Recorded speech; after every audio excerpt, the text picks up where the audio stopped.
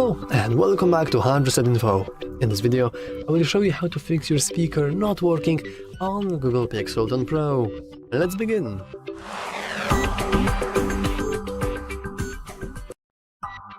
And we can start with simply checking our volume levels.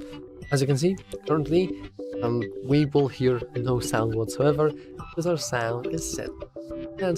And this will give us the illusion that our speaker may be working. However, some perceptive watchers, viewers, will probably notice something else. We are now connected to some sort of Bluetooth device, and we are indeed connected to these headphones.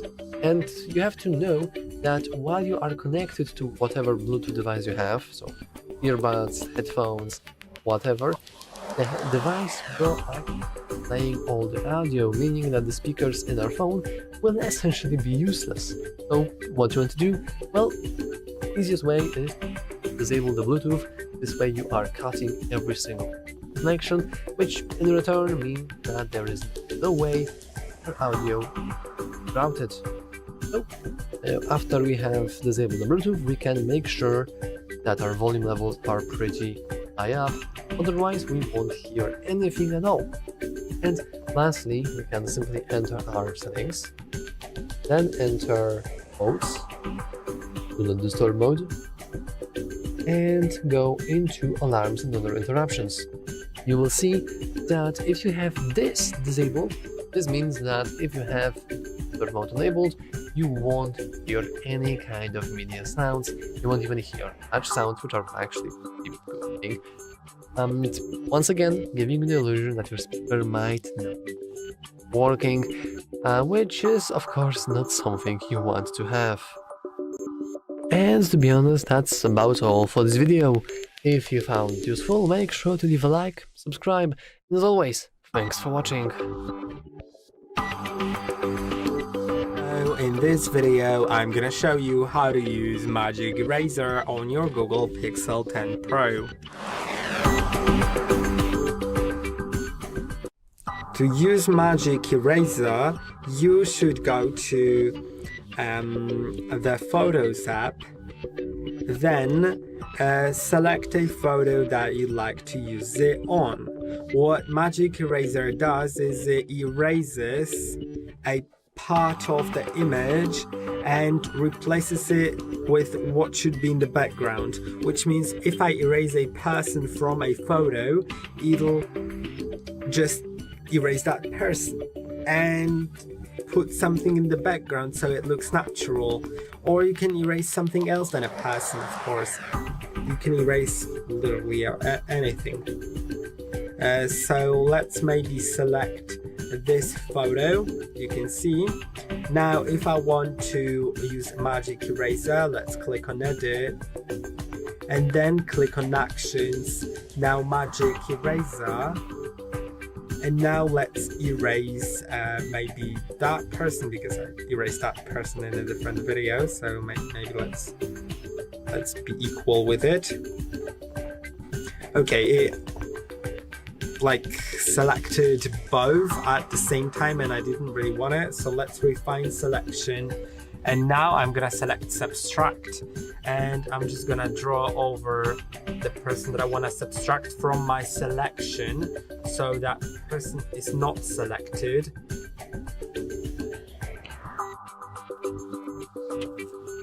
Okay, now they are both unselected. Well, it's not really how I wanted it. I'll try again, circling just one of them. It's not always perfect, of course, with the selection. Now you can see it's quite good. There's some problems still. I didn't select the whole person. I'll try adding the selection. Okay, that was successful. Let's add this part and the arm, of course, and the hand as well should be added, I believe. Yeah, let's click on done, and now let's tap on erase. I hope it does a good job because it's quite a difficult thing. Yeah, it did a pretty good job. Not the perfect one, but a pretty good one. And now I can click here, and then I can save it as a copy by clicking on Save as Copy. And I hope that this video was helpful. Don't forget to like and subscribe, and I'll see you in the next one. Hello and welcome back to HardReset.Info. In this video, I will show you how to fix your Wi-Fi not working on the Google Pixel 10 Pro. Let's begin!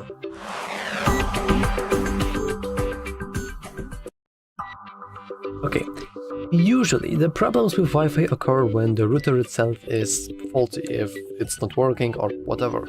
But before we actually go into restarting the router, we can simply check a few things on our phone first.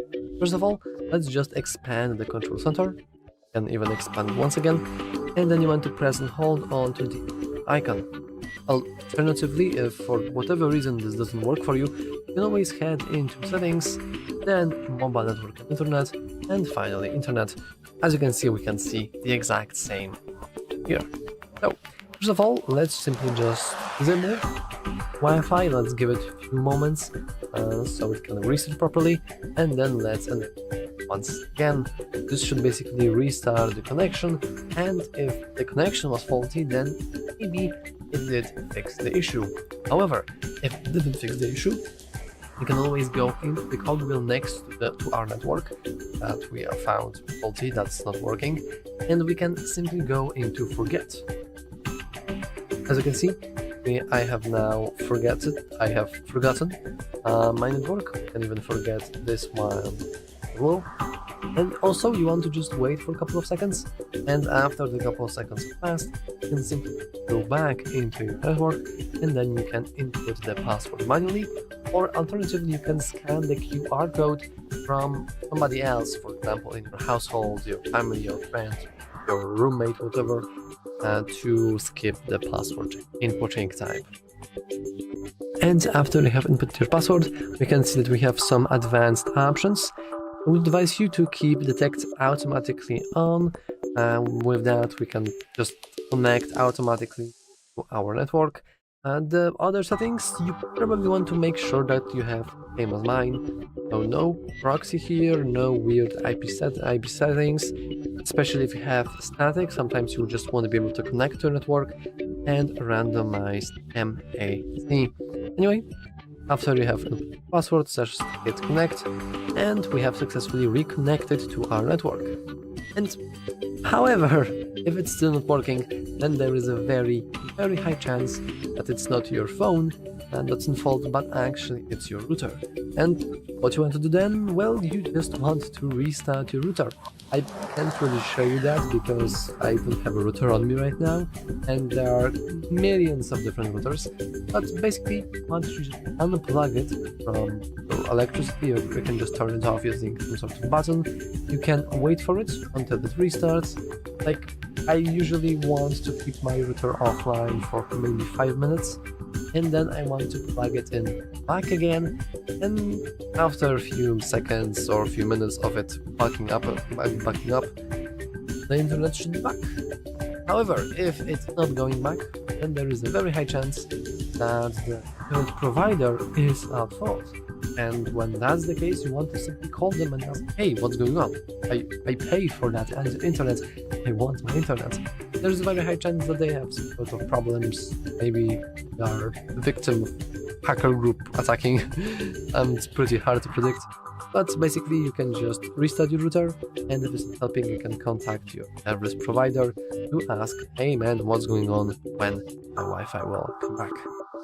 Anyway, that's all for this video. If you found it useful, make sure to leave a like, subscribe, and as always, thanks for watching. Hello, in this video I'm going to show you the best settings for gaming on Google Pixel 10 Pro. Okay, so let's begin. It's always worth opening up the settings, and when we scroll down, let's find the display and touch, and as we scroll down in the bottom, let's make sure that we have the smooth display mode enabled. Thanks to that, the refresh rate will be up to 120 Hz, but only for some content. Of course, remember that in the game, there's a huge chance that the game is locked on some certain level of the FPS. So let's say it's 90 and it's impossible to get above that level. We won't be able to get higher than 90. Of course, everything depends on the game that you are playing. Okay, also for our comfort, and when we are playing, it's always good to disable the auto rotate screen, because let's say that we are, waving our hands during the gameplay, and there's a chance that the screen will rotate and it will distract us and destroy our gameplay. So I prefer to turn it off. And now also we can type in here in the settings bar game and game dashboard. Let's enable it. Now, thanks to that, we'll be able to open up the game menu in our game. Okay, I also recommend you to open up the recent apps, and if you have a lot of them opened in the background, it's good to simply turn them off, because they're only taking our RAM, and because of that our device might work a little bit slower and we won't get the max FPS, and that's the thing that we want to get, the maximum performance. Okay, now I think that we can launch the game. I have picked the game in which we can change the graphic settings also. Remember that it's not available in each game, so it depends. Now let me open up these settings for you. Now the game and the graphics. Okay, let's make sure that in each game which allows us to change the graphic settings, that we have set the highest frame rate possible. Thanks to that, our gameplay will be the smoothest. And you can see, for example, that the Asphalt game that I have currently downloaded, it's only 60 FPS max, so we cannot go higher than this. Also, when you want to have the stable FPS, you should select the advanced settings into the lowest values. But of course, everything depends on what you want to achieve. If you want to have the best graphics, simply max out those settings. But remember that frame rate should be always also maxed out, the highest value. Okay, now let's open up the game dashboard that I was talking before. To open it up, we need to slide to the upside, and in here we have that icon. Let me only change the brightness because it's too bright. Okay, and in here, for example, we can enable this screenshot shortcut. Thanks to that, we'll be able to quickly take the screenshot during our gameplay. Same thing is with the recording, when we want to catch the best moments from your gameplay. For people who like to monitor the FPS level, you can enable it right in here. Now the frame counter is on. And also, a cool thing is enabling Do Not Disturb mode.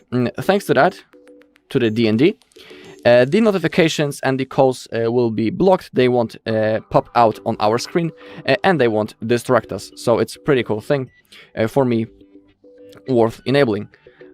Some of the games allows to enable the optimization mode. For this mode, unfortunately, it's not available. You just need to try for your own in your game that you are currently playing. Can you open up the optimization mode? If you have that possibility, I highly recommend opening it up and maxing out the performance.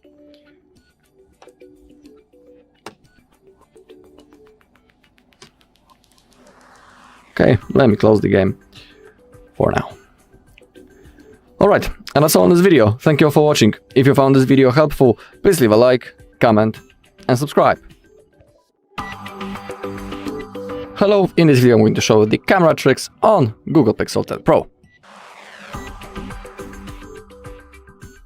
Alright, so let's open up the camera, and in this video I'll show you, in my opinion, the most interesting things that we have and the features that we have on our Pixel 10, and also a few things that can help us to get better photos. Alright, so when we are in the normal photo mode, we can change the megapixels, I mean the resolution, from 12 into the 50. Thanks to that, the quality of our photo will be the best, so I highly recommend using the 50 megapixels mode. also remember that when the 50 megapixel mode is enabled, some of the things might not work. For example, in the general, we won't be able to use the top shot or the motion photo. Those modes only work when we have 12 megapixels mode enabled. And next thing is the top shot, how it works. You can click the information about it right in here. Now, in here you have a instruction how you can use this mode. Unfortunately, I don't have any actors or people that I can take photo of, so I won't be able to show you that, but you can see that when the top shot is set on auto, a yellow box will indicate a good expression, and it will be perfect timing for taking a photo for us, and they will simply look in the best way. When it comes to the macro focus, it allows us to see many details when we move close to the object to take a close photo. In here, again, you can read how it works, how to open up the camera app, move your pixel close to an object or texture, watch the details come into focus. To enable it, you need to use the 12 megapixels, just like I was telling you before. You can enable it right in here. You can set it on the auto or on the on. And you can also see that icon on the top left corner, which means that the macro focus mode is on. Now simply move your camera close to the object and take a photo.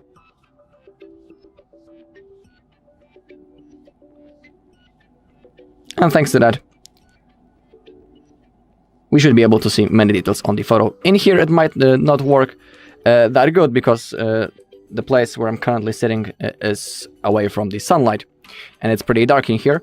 But you should use this mode, for example, in a surrounding with a good lighting, or simply outside with when there's sun. Alright, now I'll show you the enemy mode. It's pretty cool. It allows us to add ourselves into the photo. In here you also have a quick instruction, so leave space for yourself to for ourselves. Then we need to take the first photo. Let's click on OK. First we need to scan the area before we take the photo. So let's say, unfortunately I don't have people that I can add, but I'll use the objects. So let's say on the default photo we'll use that flower and this logo right in here. And when we use the add me mode, we will try to add this second plant. So now I'll grab my phone. I need to wait a little and move camera to scan the area. You can see instruction right in here on the screen what to do. Okay, now I can take the photo. Okay, now we need to hand off the pixel to another person and join the scene.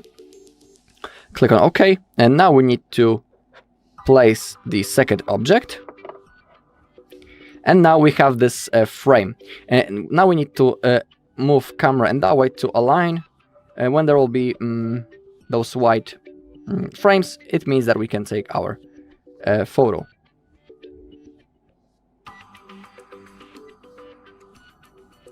Okay, now it has been saved.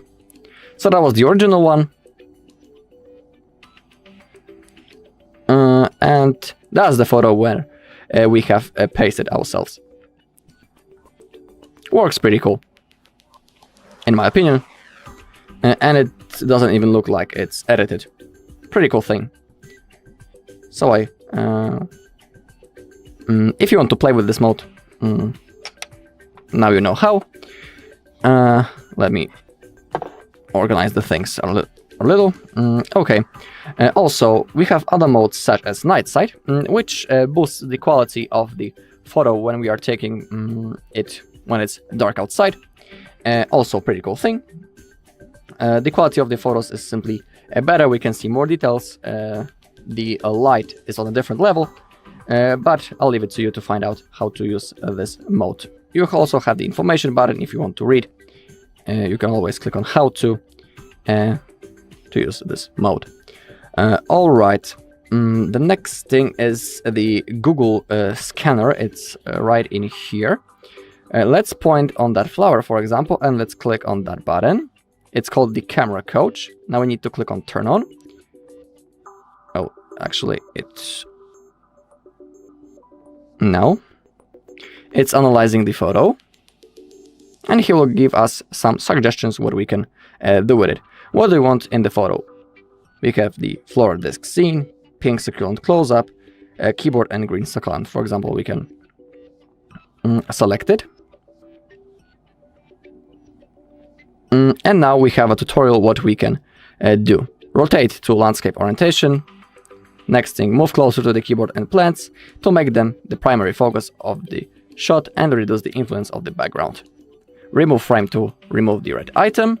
To remove the distracting element and make the composition simpler.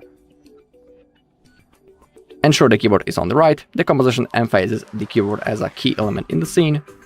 And then we need to take a photo. So that's the suggestions. That is the suggestion, thanks to this mode, what we can do with our photo to make it look better. Okay.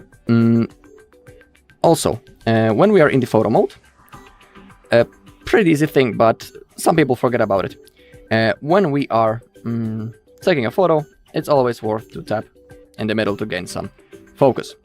Also, we have the Pro mode. When we are in the photo and when we click right in here, we can change the exposure, white balance, focus, and the shutter speed, and also the ISO.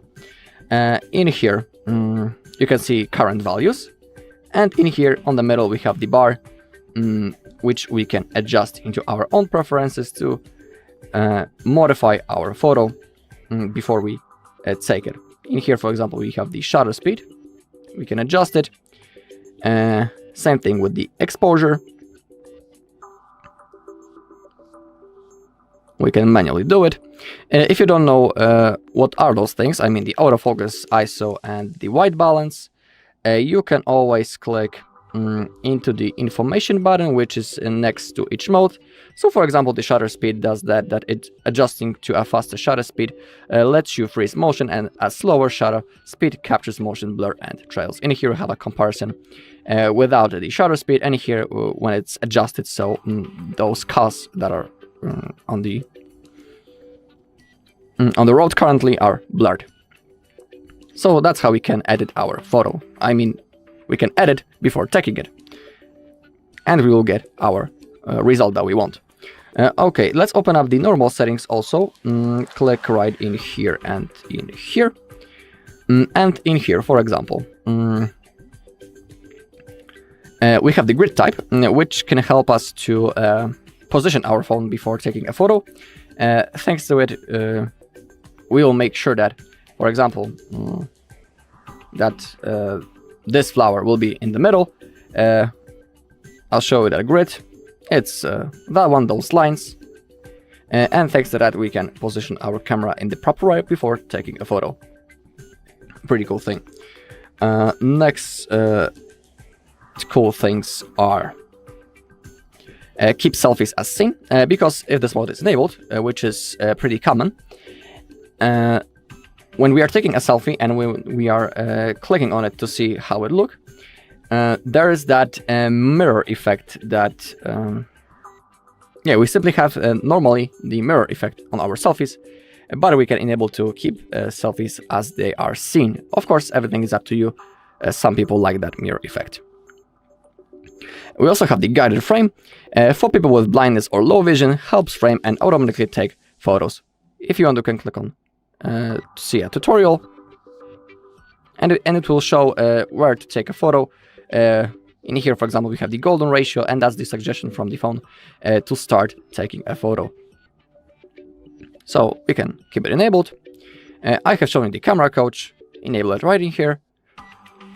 Also, we have the Ultra HDR, Auto Best Take, and the Rich Colors in Photos. I highly recommend enabling all three of them. For example, the Ultra HDR brightens the lightest parts of images and shows more vibrant colors than default HDR processing.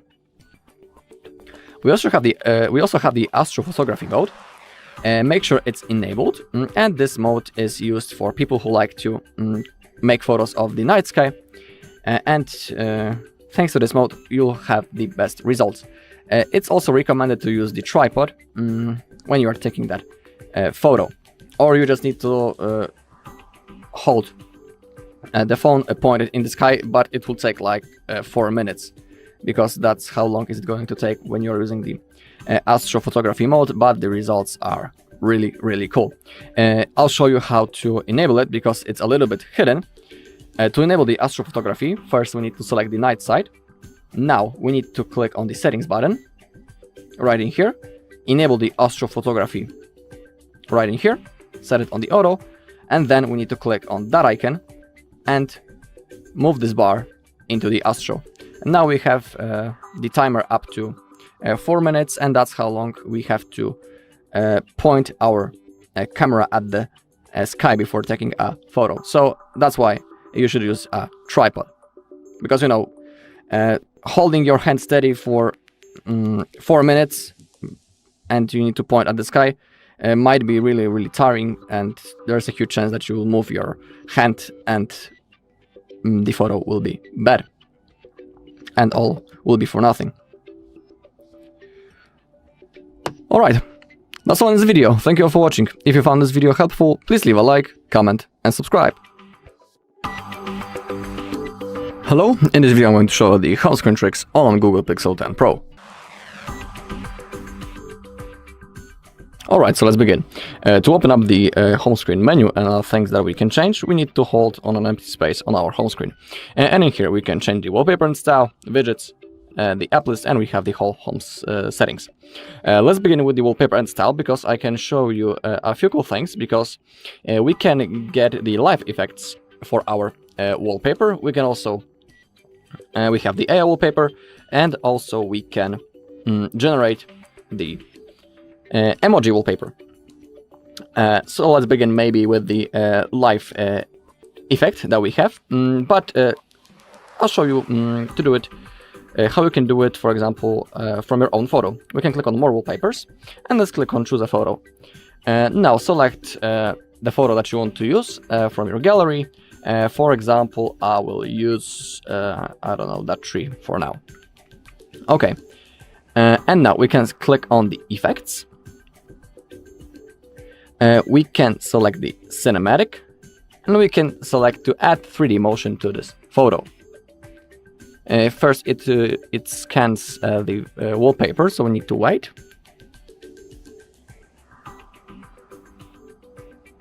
Okay, you can see that this wallpaper become like a short movie, which is completely 3D. You can see that it's currently moving. And now to select it, click on that button in the top right corner. And now we can click on next. And now we can click on apply for lock screen and for the home screen. Okay, so now when we will unlock the phone, you can see, I hope that you can see, that this wallpaper is like, it's 3D. And it's a little bit interactive. It moves as we move the phone. Looks pretty cool. Oh, now it is good to notice that when I'm gently moving, the tree is moving and a little bit shaking. So pretty cool thing. You can play with this feature. And now that was the live wallpaper. Now I'll show you the AI wallpaper. You can click right in here, and now we can choose a theme to get started. So for example, we can select that one, and we can select our Google account, and we should be able to change this wallpaper a little. Currently it's scanning for scanning the wallpaper. Okay, and now we'll be able to swipe to see more wallpapers, and of course we can select the one that we want. And here we can also change those things. So for example, we can select the X-ray, and we have the suggestion for our wallpaper. If you want to save it, click on right in here. And now let's try to create a wallpaper from the emoji. Click on that. And now click on create emoji wallpaper, and now simply type your emoji to create this wallpaper. So let's say I'll use that one, and for example the alien. Click on OK, and now if you want to change it, to save it, click on writing here, click on next, and you can see when we hit on apply that it has been successfully created. Pretty cool thing. And we also have that a little 3D effect. So that's how you can play with the wallpapers. Oh, you can even see when I'm holding on it, the wallpaper is interactive. You can see the place where I'm currently placing and holding my finger, and the area around my finger moves. Pretty cool thing. Okay, now let's go into the widgets, because they're really, really useful. Thanks to them, we'll be able to create shortcuts into our apps. For example, let's add the Chrome widget. For example, that one. Click on add, and as you can see, it appeared on our home screen. So now we have quick access into our Chrome. We can enable searching, we can quickly enable the incognito mode, and even play the Dino game. We can change the position of the wallpaper. Also, to do it, simply hold on the widget, the position of the widget, my bad. And now we can see how many plays it's taking. We can see that frame around it. And to place a widget, you just need to find some free space. So for example, let's place it here. Boom. And we can also even adjust its size a little. Just like that. Pretty cool thing. So that's how you can create a widget. Next thing is the app list. That's like the alternative way to open it up, because the normal and much faster option to open up the app list is to simply slide to the upside when you're on the home screen, and in here we also have the app list. And now let's open up the home settings. In here, for example, we can enable the notification dot on app icon if you want, of course. We can also add a glance. We can actually turn it off, because currently weather and information about upcoming events will stop showing on your home screen and lock screen. I don't want it, so we can turn it off. But of course, everything is up to you. Okay, we have also the add app icons into home screen. They will, thanks to that, they will automatically appear on our home screen. When we turn it off, they will appear on the app list. And if you want them to appear on the home screen, you will have to manually drag them from the app list into your home screen by simply holding on the icon and placing it anywhere you want on the home screen. But I prefer that way, that they appear automatically. Okay, swipe to access Google app. From home screen, swipe right to open Google app. I'll show you how it works. So we are on the default home screen, we scroll, and the Google immediately launches. Pretty cool shortcut. So if you want, you can keep it enabled. But if you want, if it's annoying to you, you can always turn it off. Okay. Below we have the landscape mode. We can set home screen into landscape mode. Everything, of course, is up to you. And that's how the landscape mode looks like. So we have our wallpaper in a different orientation. We need to hold our device in that way, and it looks like more like wallpaper and the home screen on the PC.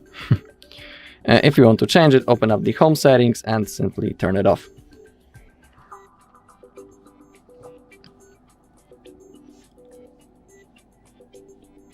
Alright, and that's all in this video. Thank you all for watching. If you found this video helpful, please leave a like, comment, and subscribe.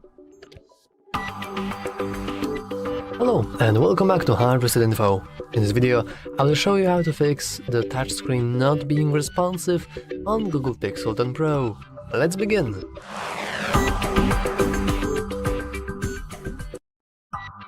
So, there are two main underlying issues here that could be possible. The A issue, your touchscreen is frozen. Like, even though I am moving it, you try to move it, nothing is happening, you're completely frozen. This happens. Or you installed maybe a new screen protector, or maybe one day your touchscreen decided to break and can't really do it as smoothly as before. Don't you worry, I will try to fix both of the issue, and we can start with touchscreen being frozen. Well, how can we fix that? Usually you want to perform a soft reset, and you can do that by pressing by control center in power icon, and then wait, you can't do that, your screen browser. Exactly. So how can we possibly start our device then? Well, you want to press and hold the power button and up button right now. Technically you should see this, but if you have frozen screen you probably don't really have the ability to see that. You want to keep pressing that for a moment. Doesn't really matter how long. It's kind of laggy, like I think before I've released buttons. Oh, okay, you don't want to release anything. This will just take very long time. I have no idea why they decided so it takes like 15 seconds, maybe 20. But after a long time of pressing and holding the power button and volume up button, once again it's this, not this, our device is now fully restarting, and with that we have now our restarted phone.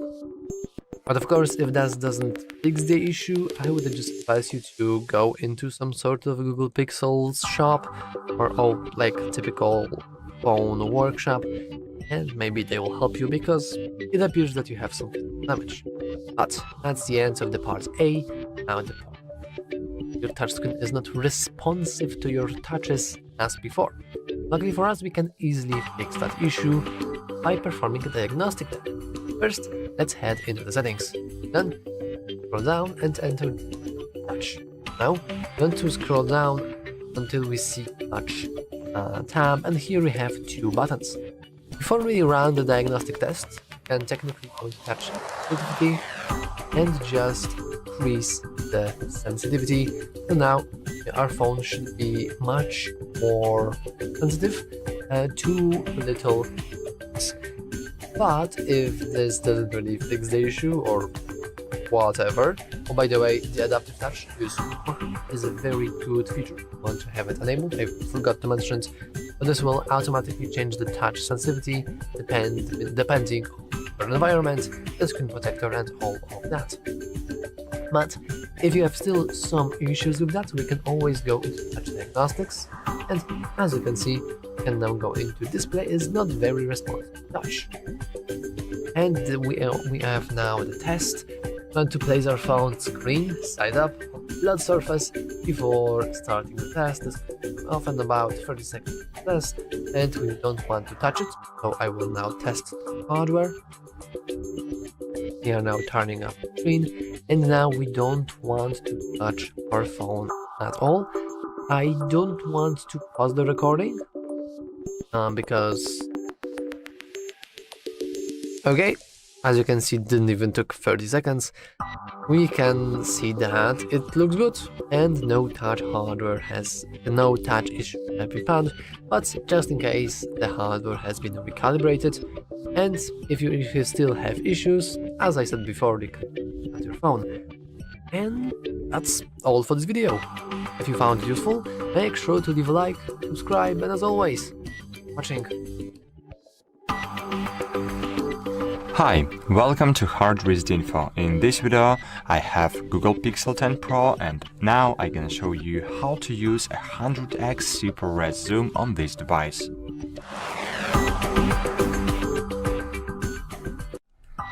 So at the very beginning we should open camera application, and now just make sure you are in the standard photo mode, not in the portrait mode. As you can see here we have different zoom options, but in standard photo mode. And now look at the bottom zoom options. Here we have these several zoom options. As you can see we have 0.5, 2x, 5x and 10x zoom options. But as you press and hold it, and you can just continue to zoom, you eventually see the number increase. And as you can see, all the way up to the left you have 100x zoom. The phone will use a combination of its optical and digital zoom along with machine learning to give you a sharp and clean image. So in this mode, just to just be sure you hold your phone steady as possible to get the best result. So that's it. Thanks for watching. Hope this video was helpful for you. So bye. See you. Hello, in this video I'm going to show the speed up tricks on Google Pixel 10 Pro. Okay, we can begin with opening up the developer options and a few things that we can change in them to gain some speed. To open up the developer settings, first we need to scroll down all the way into the bottom until we find the About Phone.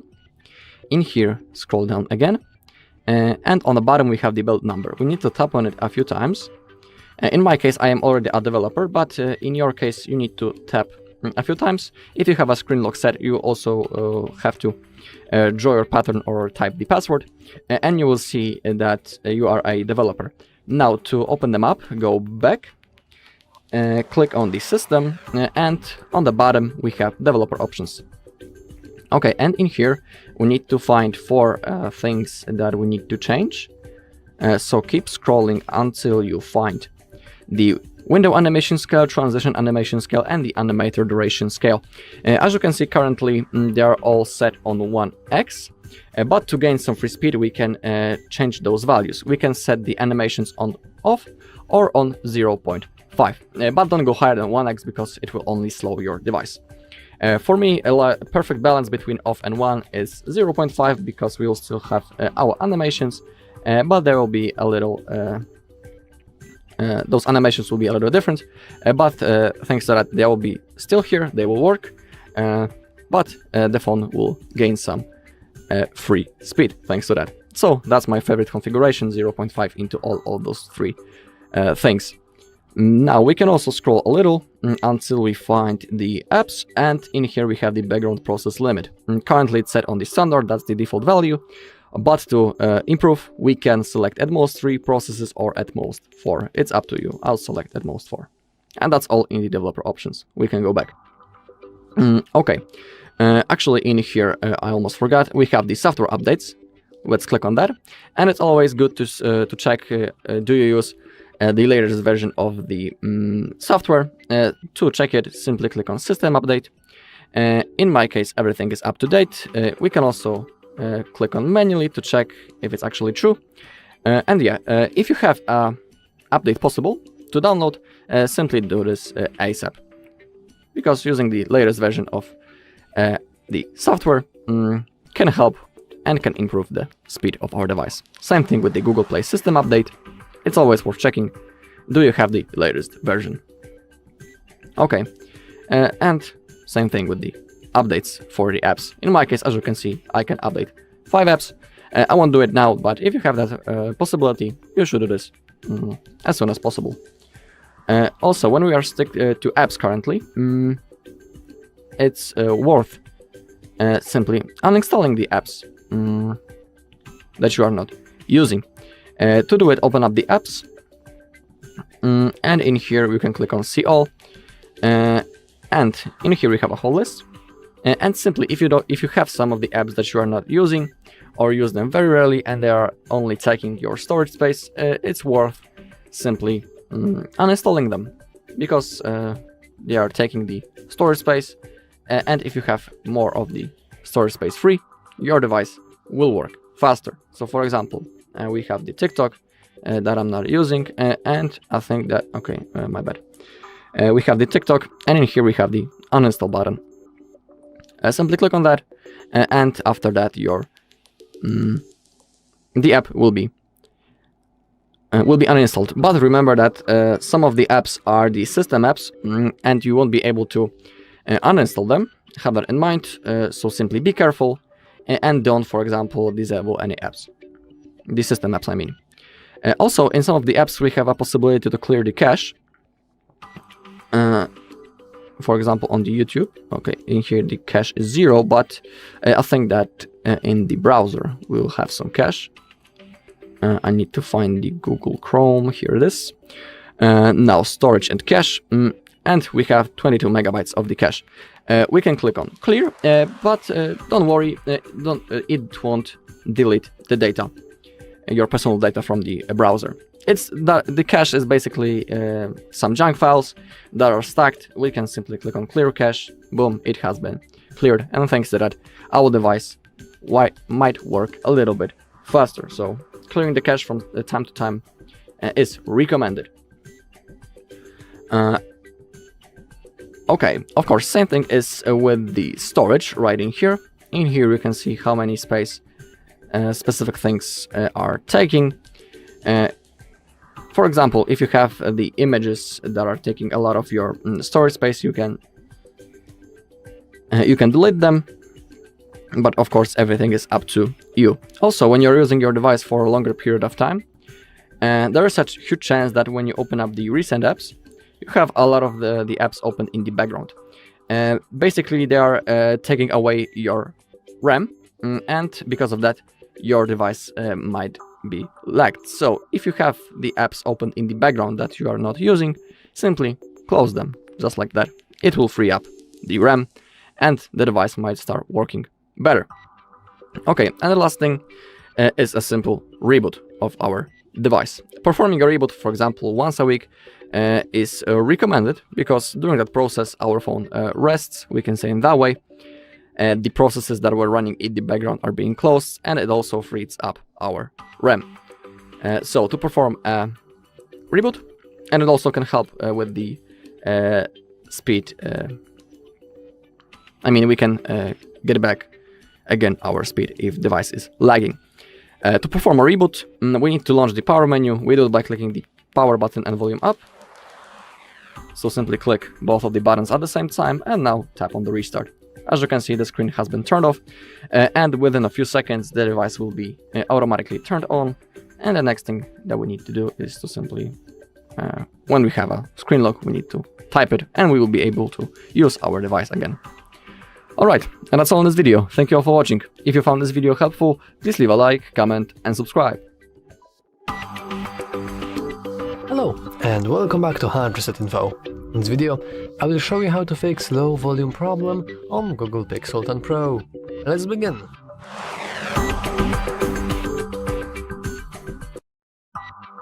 First of all, let's simply change our volume levels. Luckily, we can easily do that by pressing volume buttons. This one. Of course, if we get it to very low levels, this one, we will encounter the so-called low volume problem issue, and it's because we have set a very low volume. Now, if for whatever reason your volume buttons aren't working properly, if it's broken or whatever, you can always do that by settings, then clicking sound and vibration, and here you can also fully customize the media volume, all volume, the ring volume, station volume, and lastly arm volume. You can also change few other things, like for example dial part tones, screen locking sounds, etc. But in specific when talking about sound volume, we are interested in this specific thing. Also, you will notice we have something called audio will play on, because we are currently connected to a Bluetooth device, meaning that the sound actually isn't coming from our device, instead it's coming from our headphones. So technically we could click it and we could set it to this phone, but this kind of defeats the whole purpose of having your headphones connected. So I believe that by default you'd be able to play. Now I can't. Well, actually it doesn't really work. Of course, here you can also change the volume levels of the headphones themselves, but the best way for you is to simply disable the Bluetooth. Now this will remove every single connection, and there won't be any chance that the sound is rerouted to our headphones. And lastly, if you have some issues with your speakers, very low at their volume playing abilities, you can always clean them up. In order to clean them up, you can use toothbrush or at best wooden toothpick. However, be very mindful about using anything metallic, like we do not recommend at all. If you try to put a needle in there, there is a very high chance that it will break or even further, which of course is not something much to do. Anyway, that's all for this video. If you found it useful, make sure to leave a like, subscribe, and as always, thanks for watching. Hello, in this video I'm going to show you the security tricks on Google Pixel 10 Pro. Okay, so let's begin with setting up our screen lock. It's like the key of our security level. So let's open up the settings. Now let's scroll down until we find security and privacy. Now select device unlock. If you don't have a screen lock already set, you'll see a big notification in the middle. And from that place you also will be able to set a lock screen. So in my case, for now, I will turn it off to show you how to set it. Okay, so let's click on set screen lock, and we have 3 types of the pattern of the screen lock. And we have the pattern, pin, or the password. In my case, I want the pattern to be my password, and in here we have those 9 dots that appeared on the screen, and to create a pattern we need to collect at least 4 of them. So simply create your pattern. If you want to try again, click on clear and draw again. If you want to save it, click on next, now redraw it, and click on confirm. Now click on done. Okay, and now our screen lock has been set. Also cool thing is the fingerprint and the face unlock. Let's begin with the fingerprint. First we need to verify, and now click on more and agree. Click on start, and now right in here on the screen we have this sensor. Now we need to simply place our finger on it. We need to also use a little bit of a pressure, and when we feel a vibration we need to lift it up, I mean our finger, and then we need to place it again until we fulfill this circle. So simply place your finger, and just like I'm saying, you need to use a little bit of a pressure, and now repeat that process until your fingerprint is saved. Sometimes it takes a few tries because the sensor doesn't want to recognize the finger, so simply repeat. Also make sure that your fingers aren't dirty, and same thing with the screen. So repeat that process.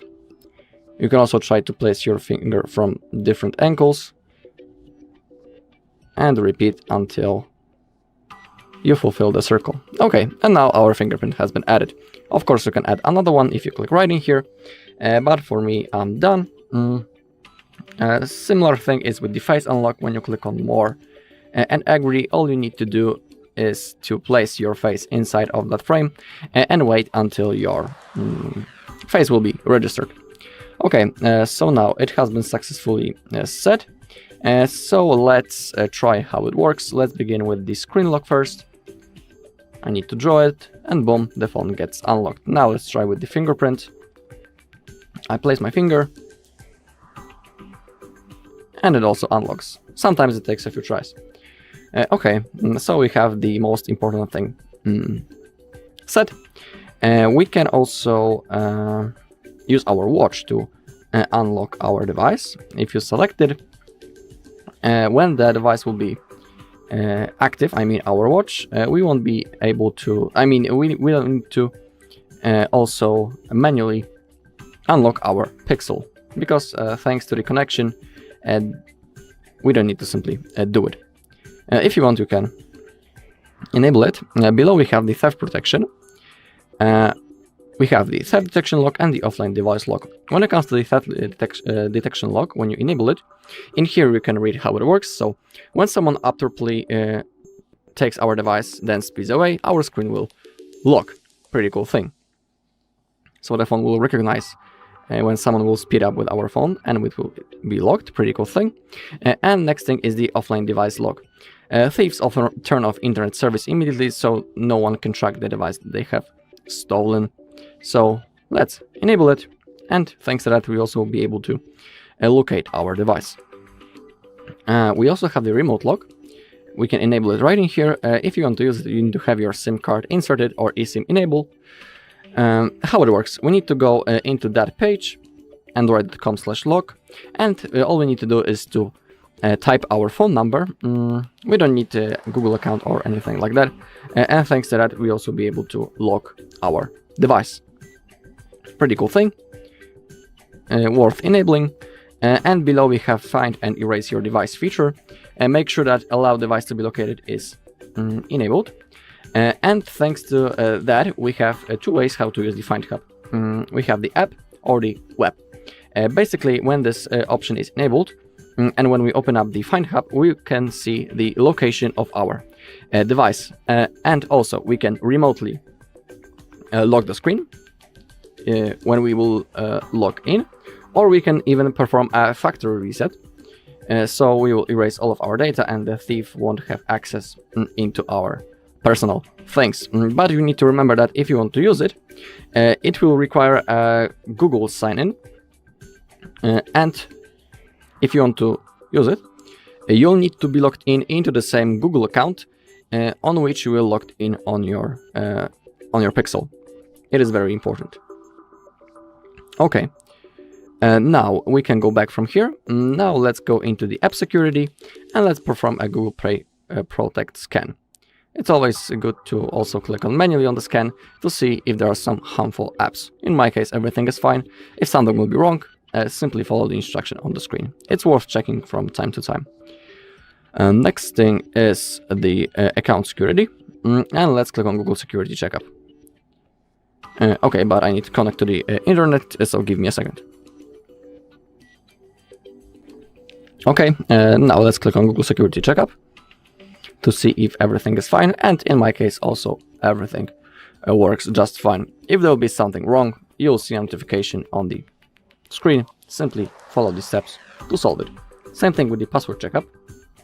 In here you'll be able to see, do you have some compromised passwords, are your passwords unique, and are your passwords strong. You need to remember about that. Your password should be unique. You shouldn't use the same password into everything, because, for example, when the thief will know your password, he might want to try it to log in and get access into other features and apps, for example. So remember about it, and I don't need to say that your passwords should be strong. You shouldn't use like ABCD 1 2 3 4 5, but something more complicated. So it's also worth checking from time to time. And now I have shown you the device finders. Now let's go into the system and updates, and let's click on a security update first. Okay, in my case, my system is up to date. It's always good to check do you use the latest version of the software, because sometimes in each update we have some better features, or simply the level of the security increases. So it's always good checking. If you have an update possible, simply download it ASAP. We can also manually click on check for update, and also everything is downloaded. Same thing with the Google Play system update. Same thing. It's worth checking, do you have the latest version. Okay, and the last thing in here is the backup of our data. It is really useful. That's I always do it on all of my devices, because let's say that our device gets stolen. We know that we want to get it back, but when we have the backup of our data that we had on our Pixel, we'll be able to restore that data on any other device when we have a backup created. So it's really worth doing. Let's make sure that under the backup details everything is enabled. Okay, that photos and videos and other device data are enabled. And also you need to remember that this backup of the data will be saved in the Google Cloud of our account, and that we are currently logged into. If you don't know into what Google account you are currently logged in, go back, scroll to the website, and in here you can see into which account you are currently logged into. So don't forget that mail and password to this account. Otherwise you won't be able to restore the data if you forget it. Okay, let's get back into that. And now the system and updates, and to create a backup, simply hit that green button, then wait until it gets made. Okay, also we have the private space that we can create. Okay. When it comes to the private space, it's a feature that allows us to lock the private apps in a separate space. To create it, we need to click on Setup.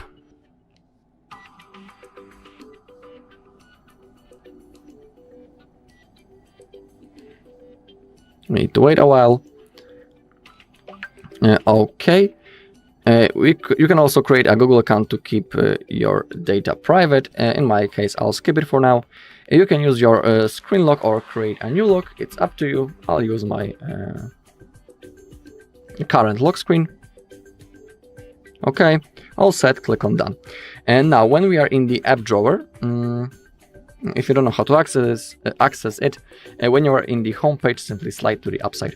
And now as we scroll down, in here we have our private space. As you can see, currently it's locked, but to get access to it, simply click on that, use your fingerprint or the password to get access, and in here we can add apps into our private space, and they will be secured. So it's also a pretty cool thing. That's all when it comes to the features in the settings, but also what I recommend to do, but of course everything is up to you. If you want, you can download some extra antiviruses app from the Play Store. An example of the app, the antiviruses app is Avast, for example. Simply open up the Play Store, type Avast or antivirus. There will be a whole list of the apps that you can download, but remember that before downloading anything, it's always good to check the reviews and the features in the app. Alright, and that's all in this video. Thank you all for watching. If you found this video helpful, please leave a like, comment and subscribe. Hello and welcome back to HardReset.Info. In this video, I will show you how to fix the battery drain on Google Pixel 10 Pro. Let's begin!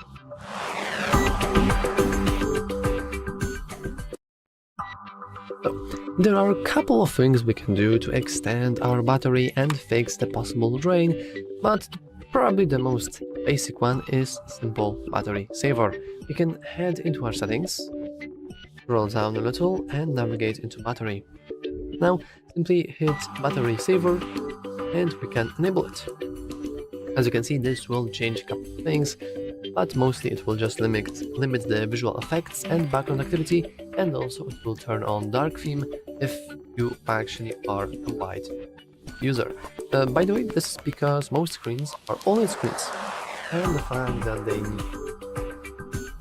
they need more power to display brighter pixels, which means that if most pixels on your screen are darker pixels, then you don't have that issue.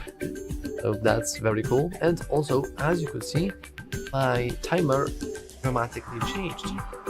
Now actually, can't really extend abilities of that, but the list of changes is even more big.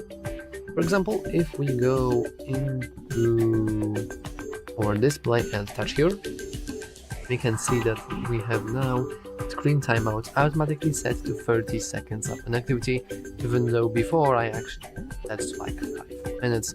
With that, our phone will automatically turn itself off after 30 seconds of activity, which is very good because by default the smaller the number, shorter the time, the better battery life. Now I will wait a few more seconds for the screen to turn off, and you will notice something very important. After the screen goes black, you can see nothing. There's literally nothing here. There's just a locked screen, and this is also very important that our by default battery saver also disables the always on display, which is right here. So even though technically it is enabled, it doesn't really change anything. But let's say that our screen, let's say that the power saving mode is pretty hard to use. Maybe you don't want to activate it every time. It's completely up to you. However, there is one nice way to automate that process. You can head into our battery again and into battery saver, and now we want to go into schedule and reminders.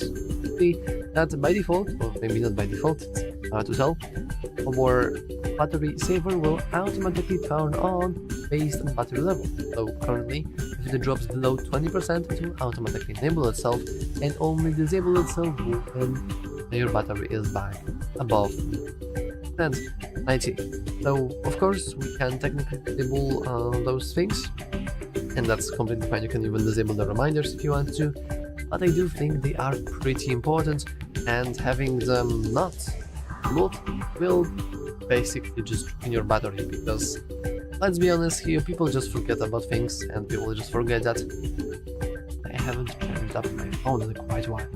So I would advise you to just keep that enabled, or maybe not 75, but we can enable it to, for example, 30% or 20, completely up to you.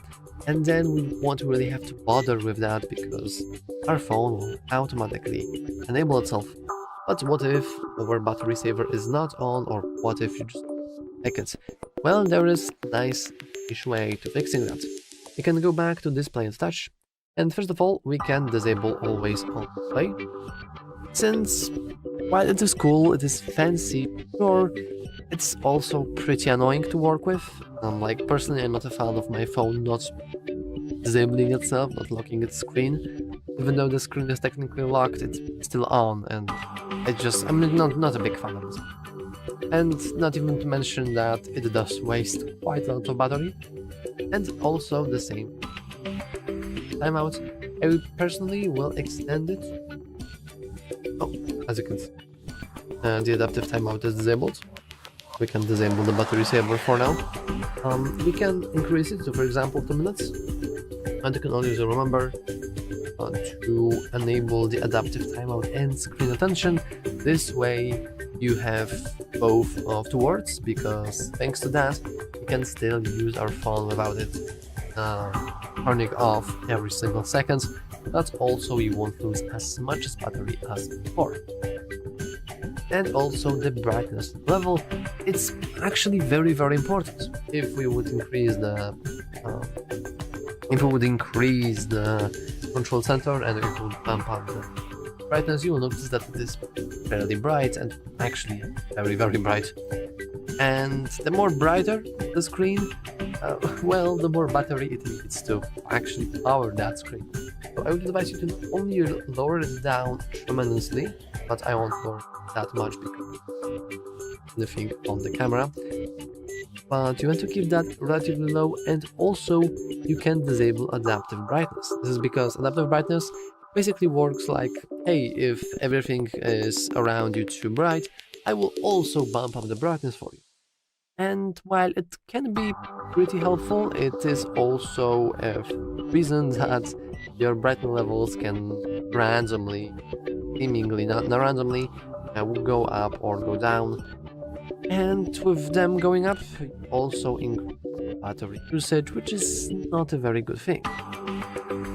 But I think this is all for the display. Of course, lastly, we can enable dark theme if you want to, or you can have it so only the power saving mode enables the dark theme. It's completely up to you. But you can now leave the display and we can hand you something else. Oh, actually, we're still going to battery. We can go into battery usage, and now we can see how much battery used. So as you can see, we can view by apps, or we can view by systems. And you will notice just how much of battery your screen is using. This is very nice way of showing that this is why I've been talking for 7 minutes now about this. Your display is pretty important. And the other part is the CPU. Well, I don't really have many tips about CPU, other than that if you want to save the battery, you can just not use your phone. I know it sounds pretty stupid for me to say that, but just bear with me. If you would go back to battery usage and select by apps, you'll notice that I actually haven't used anything else other than system. But let's say I have installed the TikTok or YouTube or whatever, like typical social media apps that requires much Wi-Fi usage, and they are, you won't believe how many times per day your social media apps refresh themselves in the background. They use your battery just to, I don't know, send you random notification. It's pretty annoying, it's pretty bad, and you probably want to get rid of it. Well, technically you could just uninstall those apps, but of course, in the 21st century, you have to have your hit TikTok, otherwise you will get bored. Whatever. So instead we can try to enter our applications, which are right here. You can see every single application. As you can see, I don't really have any kind of these social media apps I've been talking about. I don't really have Facebook installed. Well, let's say the Lightroom is that application that is, let's say, social media app. Just let's imagine. Want to enter it? we can go into storage and cache. We can clear cache, so we won't have as much memory on our site. But we want to go into app battery usage, and we want to disallow the background usage. This way we won't receive some random updates, and by the way, on some applications this feature might be broken. So as you can see, we can even allow and go into optimized or unrestricted. This is the possibly worst setting you can have. This is the optimal setting, and this is the best setting for your battery life. So as you can see, with that we can actually save just a little bit of that battery thanks to CPU usage that we are cutting right now. And of course, once again, I'm showing this on Lightroom because I don't have the app in them really, but actually we can put that on YouTube. You can go into battery app usage and you can disable it, and boom! Technically, we probably won't receive notifications now, or they will be delayed or something else, but this will save our battery tremendously. So, to be honest, I'm pretty sure this will also disable the play in the background function if you have YouTube Premium. I'm not exactly sure. But as you can see, this whole video basically boils down to changing the settings so they are less battery heavy. Oh, actually, I just remembered. There is one setting I kind of forgot about, and it's not adaptive tone.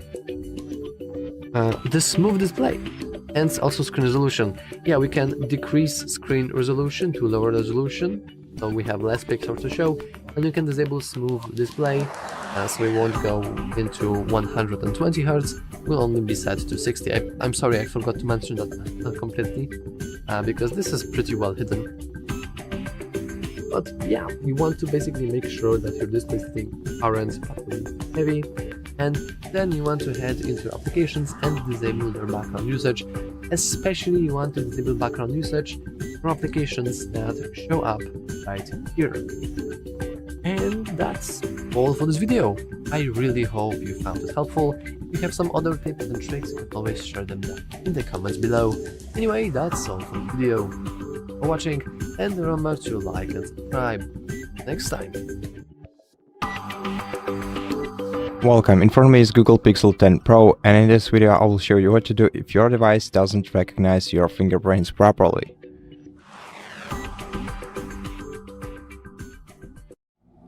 So let's set up a new fingerprint on your device and let's make it properly so that the scanner reads our fingerprints well and we can actually use it. To do this, go to settings, then select security and privacy right here. Then go to device unlock section, then use fingerprint, enter your PIN code or screen lock pattern or password in order to confirm, and if you have any fingerprints set up on your device, then delete them beforehand, and then turn off the screen of your phone. Use a microfiber material towel or just a regular towel, maybe even a paper towel, and just wipe the surface of your device's screen. Also, what you have to do is check your device's screen cover, screen protection. As you can see, my actually got one. All you have to do is make sure that you're either using an original screen protection or at least a good quality, a one of good quality, so that it doesn't interrupt your fingerprint adding process. And in case it does, then replace it with an original one. I'd most recommend the original screen protectors for Google Pixels, as they are the most compatible. So once you're ready, let's again to fingerprint once again, then click more, agree, then click start, and proceed by pressing this area with different parts of your fingerprint. Now press firmly but carefully, and try using different parts of your finger so that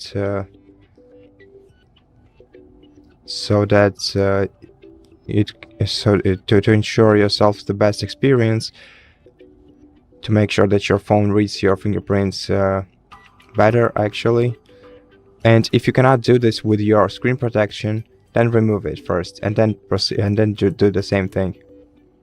Now before we proceed, let's go back to settings, and in settings find about phone. Oh no, actually what we have to do is update our device to the latest version. So let's go to system, then go to software update, system update, and check if your device has any updates to install. If your device has any updates to install, then of course download and install them, and if it doesn't, just let's just restart the phone. To do that, press power button, volume up key at the same time, and click restart, and just wait until your device is restarted. And after that, we're gonna check how the fingerprint that we added works on this device.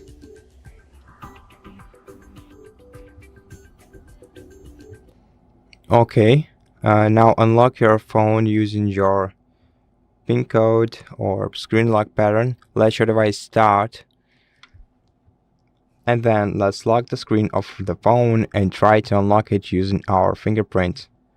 Use firm presses on the scanner in order to unlock your phone.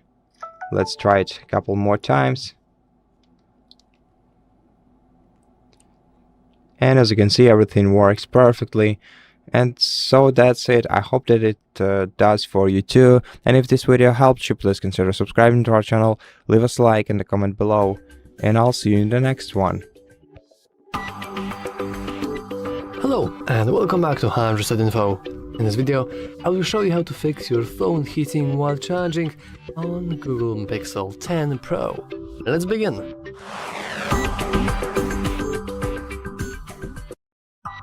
Now, I just want to say that your phone heating up is completely normal. Like, seriously, it's just how battery works. The electricity goes in, powers the battery, and it has to generate heat. There is really no way around it. I mean, there is by just unplugging your phone. However, if you are like really worried about your and want to make sure that it's normal and it's not like you're not breaking your phone specifics or battery or whatever, you can always add the settings. Then in settings, you can scroll down a little and enter battery. Now here you can go into battery diagnostics and simply go into phone is very warm, and now we can check our device temperature. Now I'm currently not really charging my device because I have it almost fully charged, so you can't really see anything, but you'll notice that there is a quite a lot place. The normal side is when things are normal.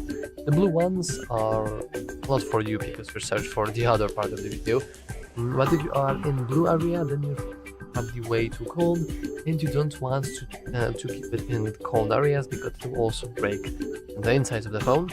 And I believe that the yellow part is the normal part when you are charging up your device. So if you are somewhere here, you shouldn't worry. But if you are in the red area, indeed, you can always, well, first of all, unplug your phone from electricity, and then you want to simply just contact support. Seriously, if you have something wrong with your new phone, you can just contact the support, maybe they can help you. But more often than not, the issues with the charging and especially heating up are related to USB port directly. I had this accident like a few months ago.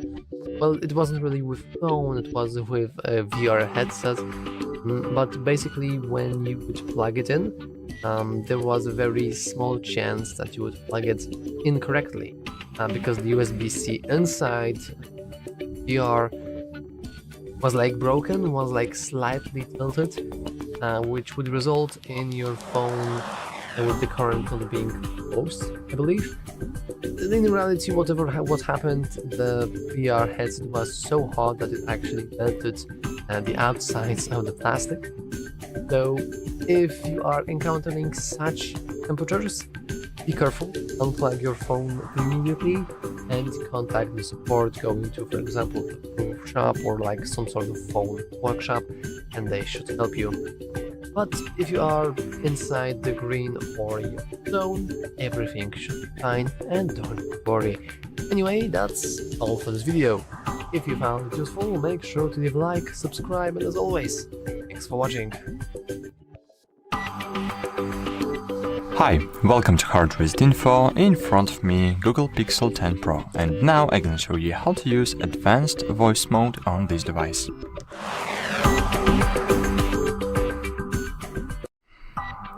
To do that, firstly, we should just make sure that this mode is enabled in settings. So open settings, then scroll down and find system here. Then find keyboard, then on screen keyboard, and here you will see Google voice typing. This should be enabled. Okay, and then just find any search field, any field where you can type a text. It should be Google Keep, just Google search bar or something. And here you will see this voice input button. Here is a really advanced typing mode. As you can see, it works really good and it detects each word I say, and it's really beautiful. So that's it, guys. I hope this video was helpful for you. If it's true, so please leave me a like and a comment below. See you. Hello and welcome back to HardReset.Info. In this video, I will show you how to fix no sound during calls on Google Pixel 10 Pro. Let's begin!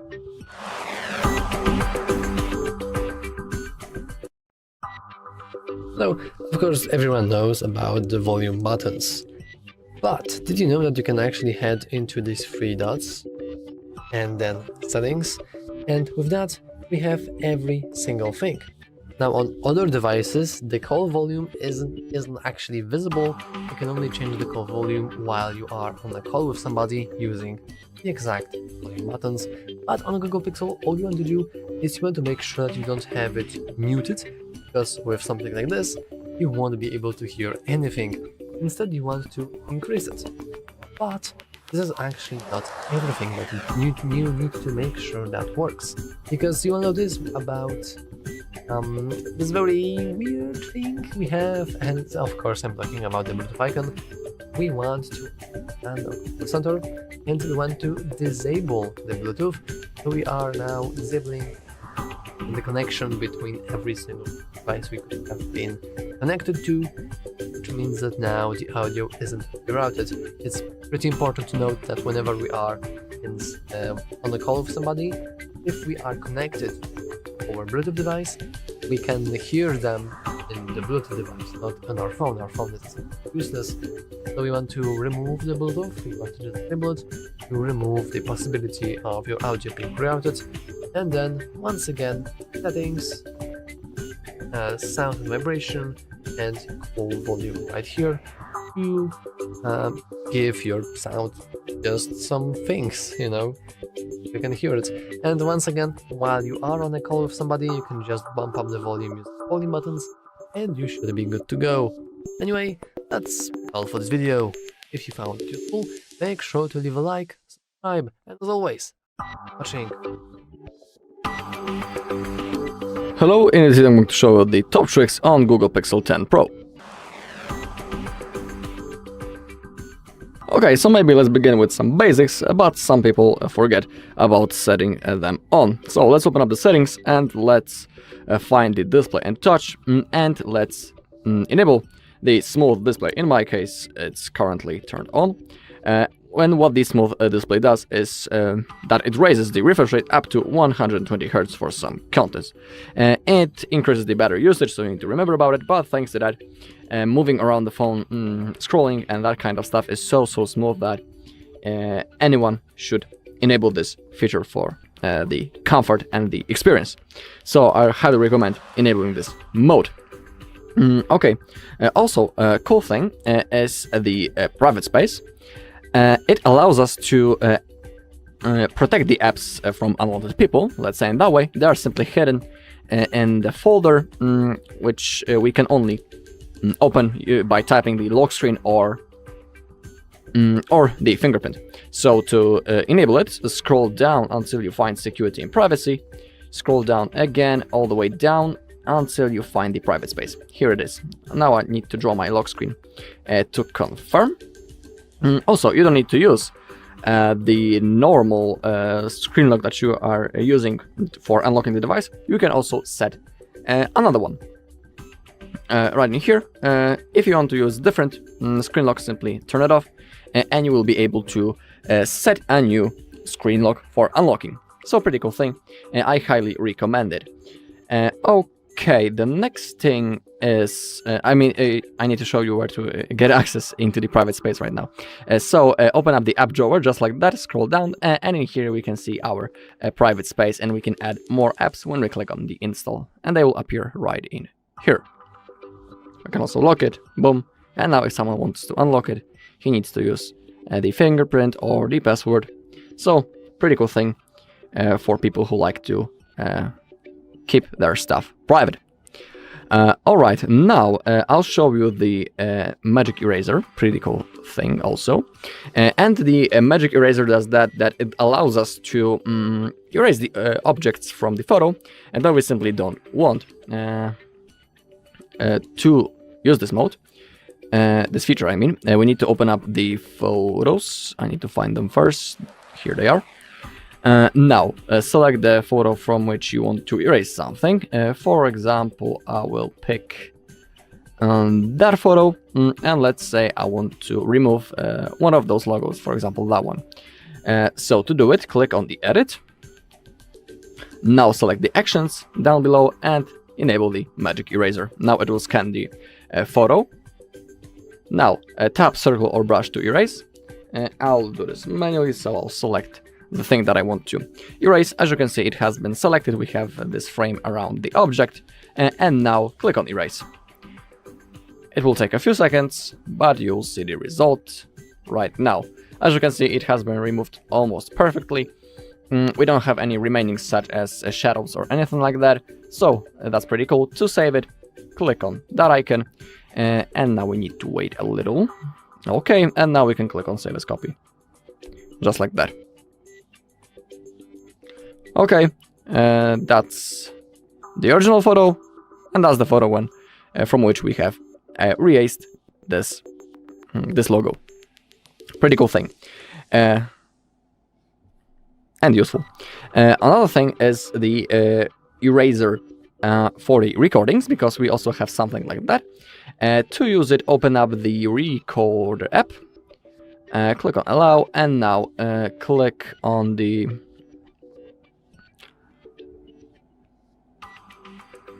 recording that you want to edit.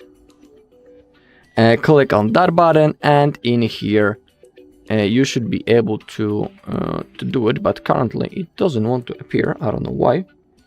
It was always right in here. Maybe it's in the settings.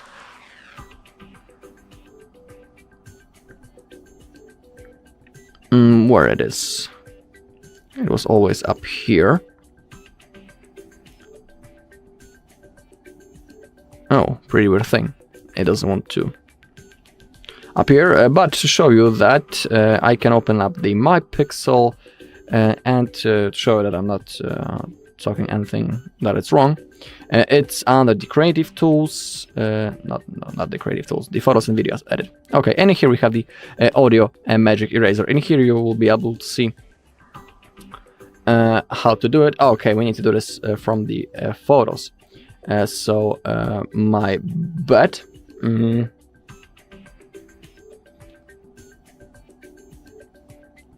That's we need to do this through the level of the Google Photos. So that's my bad. Let's open it up. Let's find some video, and maybe in here we will be able to remove anything that we wanted. Click on edit, and in here we have the audio eraser. Okay, in my case, I cannot perform it because the video is too clear and there is nothing to erase. But simply, for example, when you have some videos that you have recorded in the city, and when there's a lot of people talking or there's any traffic, you'll be able to erase it right in here. Also, pretty cool feature. The thing that I have done wrong in the recorder was not that eraser, but in the recorder we also have cool thing, because we will be able to create music into our recording. It's also right in here under My Pixel and under the creative tools. We can create a music in the recorder. So let's open up the recorder. Let's record a quick recording. So as you can hear me now, it's detecting my voice and registering it properly. And now within a few seconds we will transfer and made this recording into a music. So I will stop and now select your recording, click on those 3 dots in the top right corner, and now click on create music. Now we have the featured vibes. We can use the chill beats, cozy, dance party, rainy day blues, romantic, surprise me, or we can click on your vibes and we can create a new one. I'll use the one of the modes that we have defaultly. I'll use the dance party, click on next. Now it will analyze the audio. And let's wait a few seconds until it's done. It's identifying the rhythm, and I will show you the result.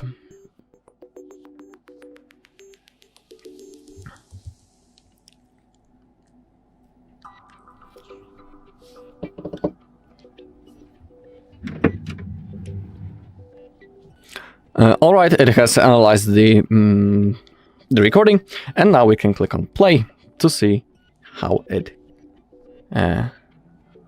looks like now. So, as you can hear me now, it's detecting my voice and registering it properly. And now, within a few seconds, we will transfer and make this recording into a music. So, I will. Alright, that's the result. If you want to save it, click on save. I'll leave it to you to find out for yourself. How to use it, of course, you can choose a different beat, and everything depends from your creativity. For example, when I was testing it, I was first beatboxing into on the recording, and then I added the beat, and it was pretty cool. So that's how it works. Now let me show you the 3D wallpaper mode that we can set for our wallpaper. To set it, click on wallpaper and style, and now click on more wallpapers, and let's choose a photo from our gallery. For example, I will use I need to know what I want. For example, I need to find a good photo and that I want to use. Maybe this tree. Okay. I'll show that an example. And now let's click on the effect. Now it will scan for it. Let's click on the cinematic. It will again scan for the photo. And we will be able to add the 3D motion to this photo. So let's wait until it's finished. Alright, and now you can see that our photo was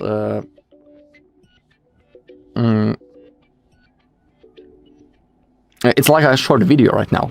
Oh, that's good. Click on apply to see how it works, and let's try to unlock our phone for now. Okay, and as you can see, we have like a 3D wallpaper. Maybe the quality of the photo isn't the best, so you cannot see it, but currently when I'm moving the phone, our wallpaper also does it.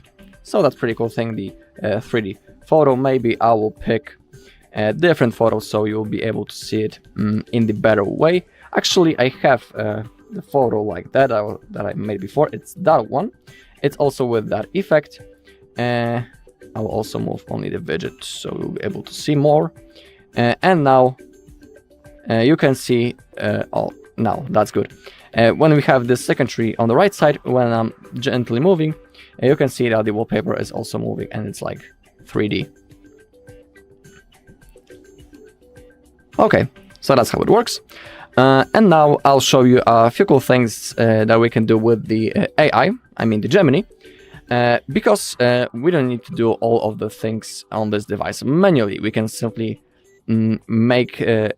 give AI a task and it will do it for us. So, but before, how to launch the Gemini? We need to simply hold the power button and the Gemini here will appear. We can use the voice commands or we can also type manually. Everything is up to you. So let's say we want to set an alarm because we need to do, let's say, we need to do the laundry. We don't want to forget about it, and we can quickly set it using the AI. I'll show you how to do it. Set an alarm at 3 p.m. and name it Do the Laundry. I've set an alarm for 3 p.m. with the label Do the Laundry. Alright, so as you can see, the AI did its job, and according to it, he has set an alarm. And just to make sure, let's open up the clock app to see if he's telling the truth, and you can see that under the alarms, tomorrow, do the laundry, 3 p.m. It's enabled. Pretty cool thing, and I highly recommend using the AI into your advantage. Of course, that's not all what you can do with the AI. For example, let's try to give him another task. Let's say that we are hungry and we want to eat a burger, for example, and we want to know where is the nearest burger shop, burger restaurant. So let's ask the AI what it is. I am hungry. Where is the nearest burger? Okay. The nearest burger places to your location. Oklahoma Burger. Address: Aleja Juliusa Slovakiego 333 to 332 Krakow. Distance: 450 meters. Rating: 4.9. Opening hours: Monday to Thursday, 12 o'clock to 9 p.m. Friday to Saturday, 12 o'clock to 10 p.m. Sunday, 12 o'clock to 10 p.m. Phone: +486. Alright, that's enough, but you can see that, again, it did its job. Pretty cool thing. Alright, if you want to see all the features that we have on the Pixel, click on My Pixel, and here we have a long list of all the things that we have on our device. I have shown you, in my opinion, the most interesting things that we have, but I'll leave it to you, and I highly recommend to explore the other features on your own. Alright, and that's all in this video. Thank you all for watching. If you found this video helpful, please leave a like, comment, and subscribe. Hello, in this video I'm gonna show you how to turn on battery saver on your Google Pixel 10 Pro.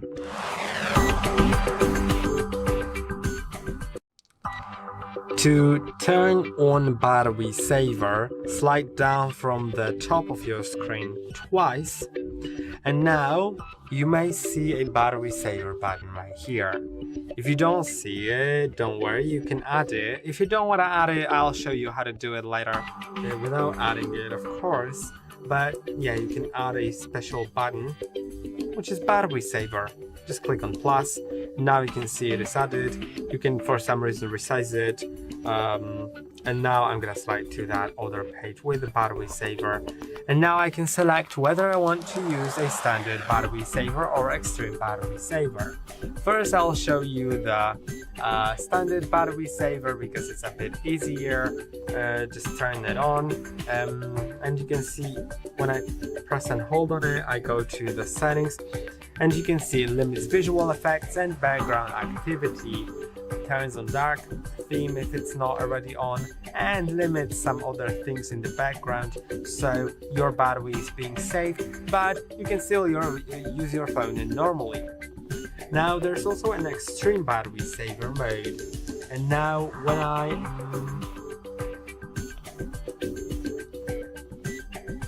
when I do it, then you can see on my home screen non-essential apps are paused. So I have my Play Store, I have the phone app, the messages app, the camera app, the clock app, and settings and safety. And that's about it. So it lets me do a few things, but not too much, and it really saves the battery that way. And to include an app, you can't really include it like that, but if I go to the settings, if I go to the battery and go to battery saver, this is, by the way, how you enable it without having the button in your control center right here. So yeah, now you know. But yeah, you can click on the settings right here and select which apps are essential, and here will be all unessential ones. So for example, if I find some app to be essential, like let's say the recorder and translate, then I can add it. And if I don't really find Google Play Store essential, well, I cannot remove that, but I could remove any of those that I added myself. So now you'll see that the recorder and the translate also work, and that's how you save battery. Now I'm gonna go back to the settings and I can disable it. I can also go to schedule and reminders and enable or disable battery saver reminders. So when your battery is low, you'll get a reminder that will let you quickly enable the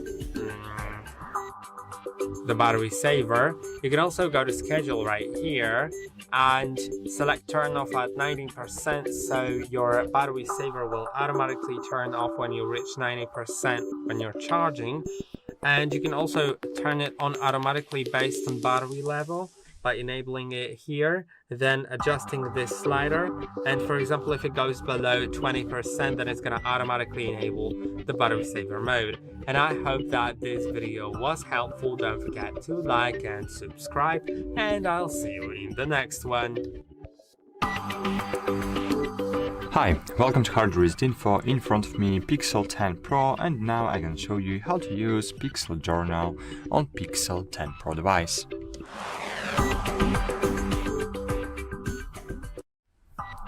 Basically, you can find Pixel Journal application in your main menu, in your app drawer. Just find here Journal, but as you can see in my case, this application for some reason is not pre-installed, so you can download and install Journal, Google Journal application from the Play Store. This is the same application as Pixel Journal and Pixel Experience app. So here you can find here this application. You can set your goals of how you want to use this application and click next, connect your photo library, allow all, even the exercise information, allow some photos or allow all photos if you want. You can use this application with no password or with the same password as on the screen lock only. You can't set up custom password, and cool, that's it. So here now you can use this application. You can add activities, but I have no activities. This is a brand new device right now. Here you can just enter the title of this note, what you have on the mind. I'm cool. Okay, you can change the font, you can change the font color and click apply. Here we can delete or save this journal. And cool, here you will have insights, but you'll have it a bit later. And here you will see all your entire entries. That's it. Hope this video was helpful for you. See you. Bye. in this video I'm gonna show you how to add live effects to a wallpaper on your Google Pixel 10 Pro. Live effects is a really cool feature, and if you want to add it, press and hold on the home screen, then tap on wallpaper and style to go to wallpaper editing. Now click on live effects and select a photo that you'd like to use in live effects. So I'll go to maybe the photos here, and let's select. I'm recently using a photo here, this one I believe, because I really like it. And now you can swipe to change shapes, of course, if you want. You can also change the brightness of the color, and the color itself can be set to anyone. And yeah, now you can this is one of the effects, which is shape, and I'll be setting that, but you can also set it instead of that to weather. And you can, for example, like you can set it to local weather, basically. So it'll do what is the current weather. It'll just display that, and then approve it. So it'll display an effect connected with your current weather. You can also just set it to, for example, fog, so it's always foggy here, or rain, so it's always raining, or snow, or sun. I think the best is the local one because it actually displays the current weather, which is great. But you can also go to cinematic.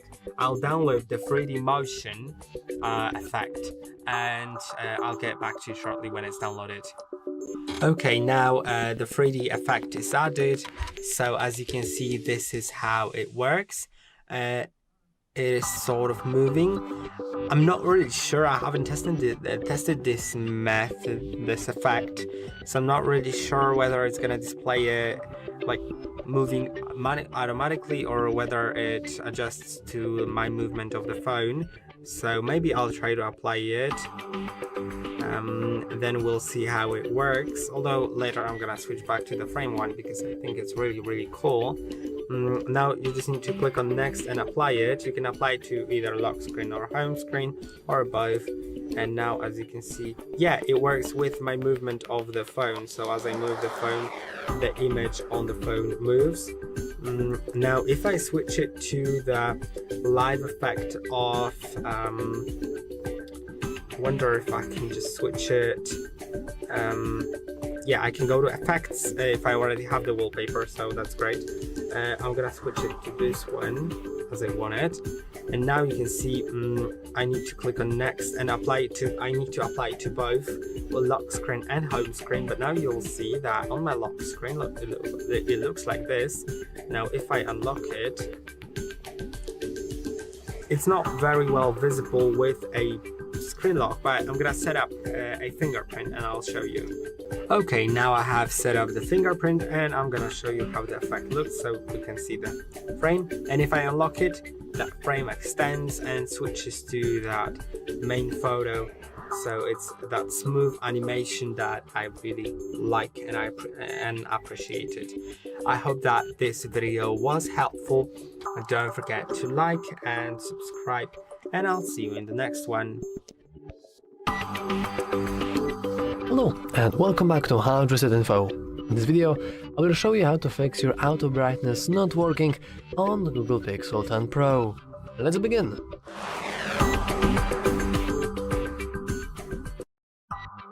So, first let's head into our settings. Let's scroll down a little, enter display and touch, and then let's make sure that we have our adaptive enabled, because if we don't have it enabled, then our auto brightness won't be enabled. We can also click the arrow key, and whenever we increase the adaptive brightness, by the way, we have very nice information about how it works, and we have some information like your screen brightness will automatically adjust to your environment and activities, and you can still move the slider manually to add adaptive brightness to their new preferences. This is very good and very cool to have it on. And if back, there's actually nothing more we can do. and having just that enabled, that's it, should fix any kind of issue related to that feature. However, if it's still not working for whatever reason, I would just advise you expand the control center twice, and then in the bottom right corner the power icon will appear. You want to click it and then restart.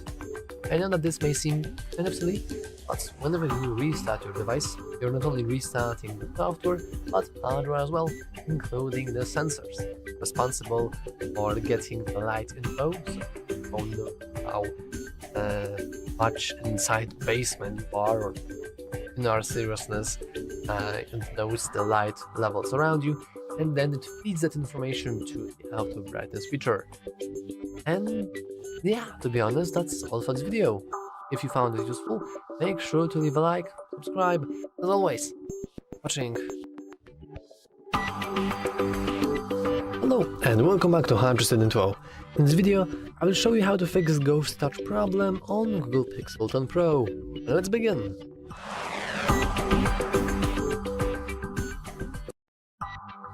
So, the Ghost Touch problem is basically when your screen is super sensitive that you almost have a feeling like a ghost is touching it, hence the name.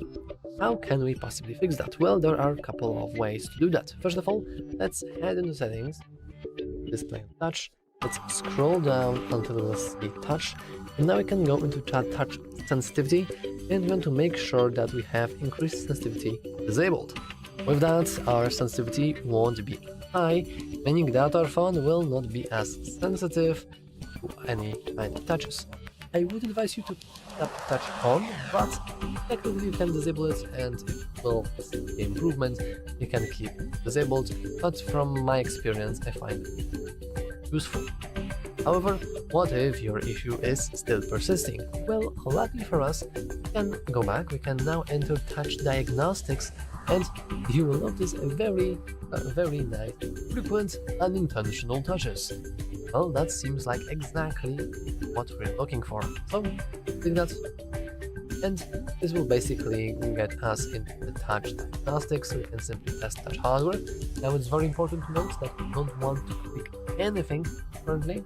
Let's just wait for the phone to cook up and test. After a moment, our screen should go back again, and as you can see, our whole touchscreen has now been recalibrated, meaning that everything should now be working fine. However, if it's not, as we can see, we can just restart our phone by clicking that, and we can even have a nice tutorial that we want to press and hold the power button and volume up button, or alternatively, we can expand the control center twice and click power button in the bottom right corner and then hit restart. This should also give an even bigger restart to every single thing on our phone with the touch screen and display screen included. Anyway, that's all for this video. If you found it useful, make sure to leave a like, subscribe, and as always, for watching. Hello and welcome back to HardReset.Info. In this video, I will show you how to fix screen rotation not working on Google Pixel 10 Pro. Let's begin.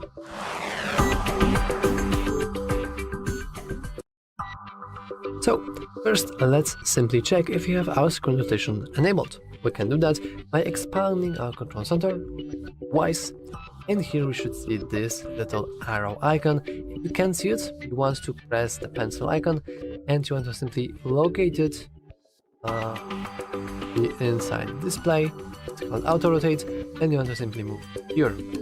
After you have done that, you will notice that currently it's to this weird state. This means that we are currently locked into the portrait mode, meaning that if I would go to application that supports both portrait and landscape mode, let's say for example the calculator, that if I would try to pick up the phone and rotate it, nothing is really happening. Like we see nothing happening, we cannot rotate it.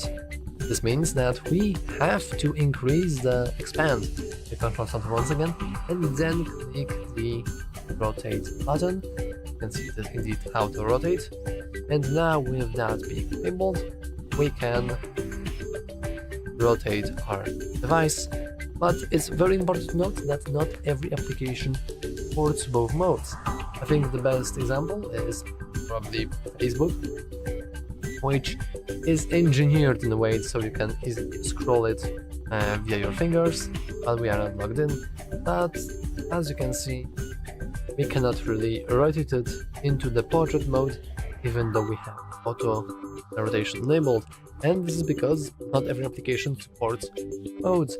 While Facebook is a very niche example, I think the best example is things like TikTok, Instagram, YouTube.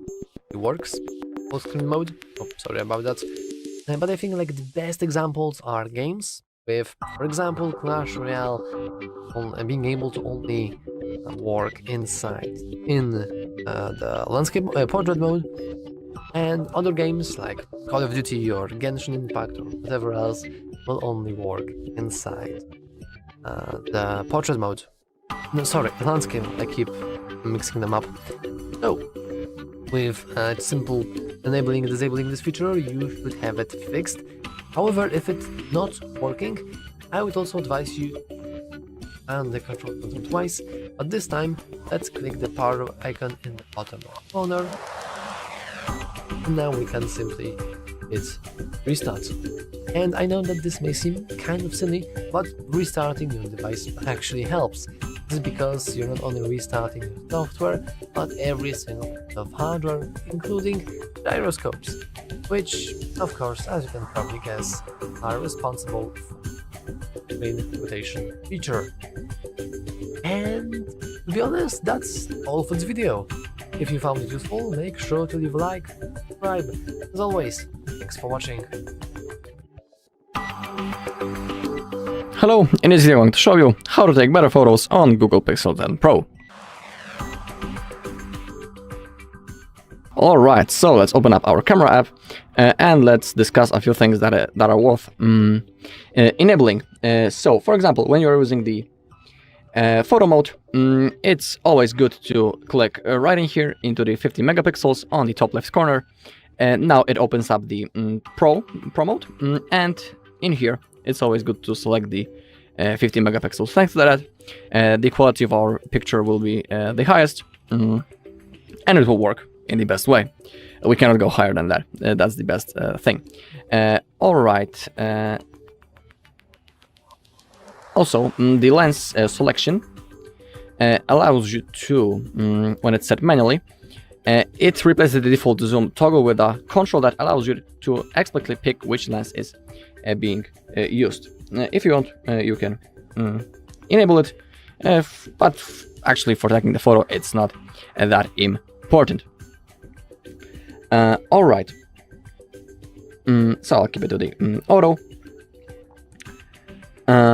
Next important thing is that, how did it actually saved?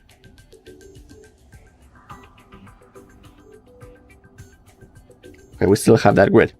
Right, no matter. When it comes to the maximum zoom level, as you can see, it's 30. And some people might think that it's best for taking the pictures of objects that are really distant to you, because you know, we can get a zoom. Hey, let's take a photo. But if you want to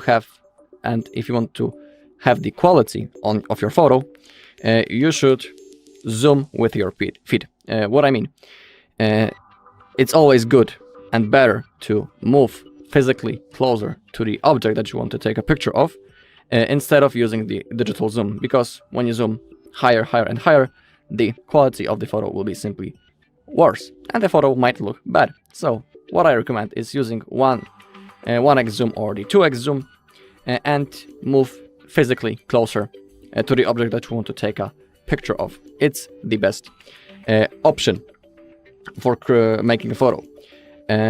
Also, when we are using the general mode, we can, not in here, but in here, we can change the exposure level.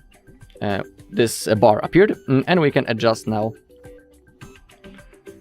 the level of the exposure, so we can darken the photo or brighten it up.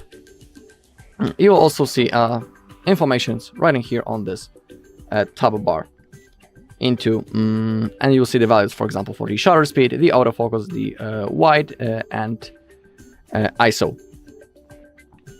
You can change, of course, also the ISO below, same thing with the focus and the white balance, but I'll leave it to you. I highly recommend to get to know those features on your own. Also, if you don't know how each mode work, when you click on that and when you click that icon, this question mark, in here we'll be able to read what each option does. So for example, you can also change the shutter speed. You can get that blur effect even right in here when you adjust it. Same thing with the focus. But I'll leave it to you to find out on your own those features. They're really cool, so I highly recommend to try on your own, simply. Also, if you are taking the photos at night, when it's really dark outside, night sight is of course recommended. Pretty cool mode. Thanks to that, the quality of the photos taken at night will be simply better, and we will be able to see more details on that photos.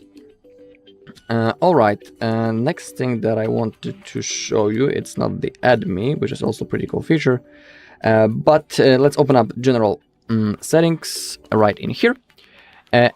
And for example, we have the framing hints worth enabling. So thanks to that, we will have on-screen tips and tools like levelers and focus tips. We can also change the grid type. Normally it will be no grid, but when you select it, it can help you with better positioning of your camera, because thanks to the grid we can see where is the middle. We can place our phone in the proper way to get the perfect photo. So for more precise photography, I highly recommend enabling the grid lines, one of its types. Of course, you can also set the golden ratio and try it on your own. Okay, also it's cool for me to keep selfies as seen, because on many devices it's also it's turned off, which means that the selfies have that mirror effect. That's how we can call it. So they are, a little bit different, just like they would be in the mirror. They're a little bit reversed. So I like to keep selfies as seen. We also have the guided, but that's not the thing that can help with the quality of the photo. But the Ultra HDR will. So the Ultra HDR brightens the lightest parts of images and shows more vibrant colors than the default HDR processing. So it's also highly recommended to turn this feature on. Also, we have the Auto Best Take. It automatically chooses the best expressions from photos taken around the same time to create a new image. Requires top shot. If you don't know how to enable the top shot, I will show you that in a second, if you want to use this mode. We also have the rich color in the photos. Use display P3 color format instead of sRGB for richer and more vibrant colors. Display P3 may not be visible before the photo is taken or supported on all platforms or apps, but it's also worth enabling. Next thing is the video stabilization. It reduces camera shake to make videos smoother, will result in a zoomed in view. Pretty cool thing. Also, shorter lens warning. Thanks to that, we will know when the lens is too dirty, and it will. It's like a sign for us to clean it up for the better quality of the photo. You can also read about it right in here. And another cool thing is the underwater photography and video. It restores true colors when taking photos and videos underwater. Make sure to use a waterproof case. If you want to, you can enable that mode. Alright, now I'll show you where to open up the top shot. Open up the photo mode, click right in here, and top shot should be now available, but currently it doesn't want to work. I think that's because of the 50 megapixel mode. Yeah, there's a huge chance that I need to select 12, and now it should be able to enable. Yeah, so the top shot is only available when you have 12 megapixels mode enabled. When you have 50, it won't work. But here's how you can enable it. Next thing is the motion photo. And motion photo works in that way that it's actually taking a photo. It's like a quick video. So when we take a photo, it will be moving. We can call it that way. I don't know how to explain it in the best way. We can also click on the information button to read about it. So capture a short video when taking a photo to relieve that moment. In here we have like a preview how it looks like when the motion photos is on. So it will be like a quick video, just like I was talking. Now the instruction will show us how it will work. Yeah, so the top shot is a quick video. We can say it in that way.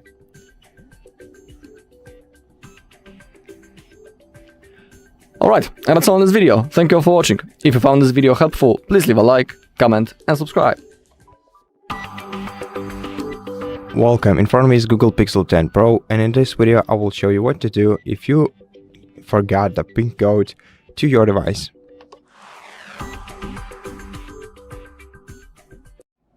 So, first of all, make sure that you're trying to enter the security PIN code, which it is, and not the SIM card PIN code to your phone, because these two are often mistaken for each other.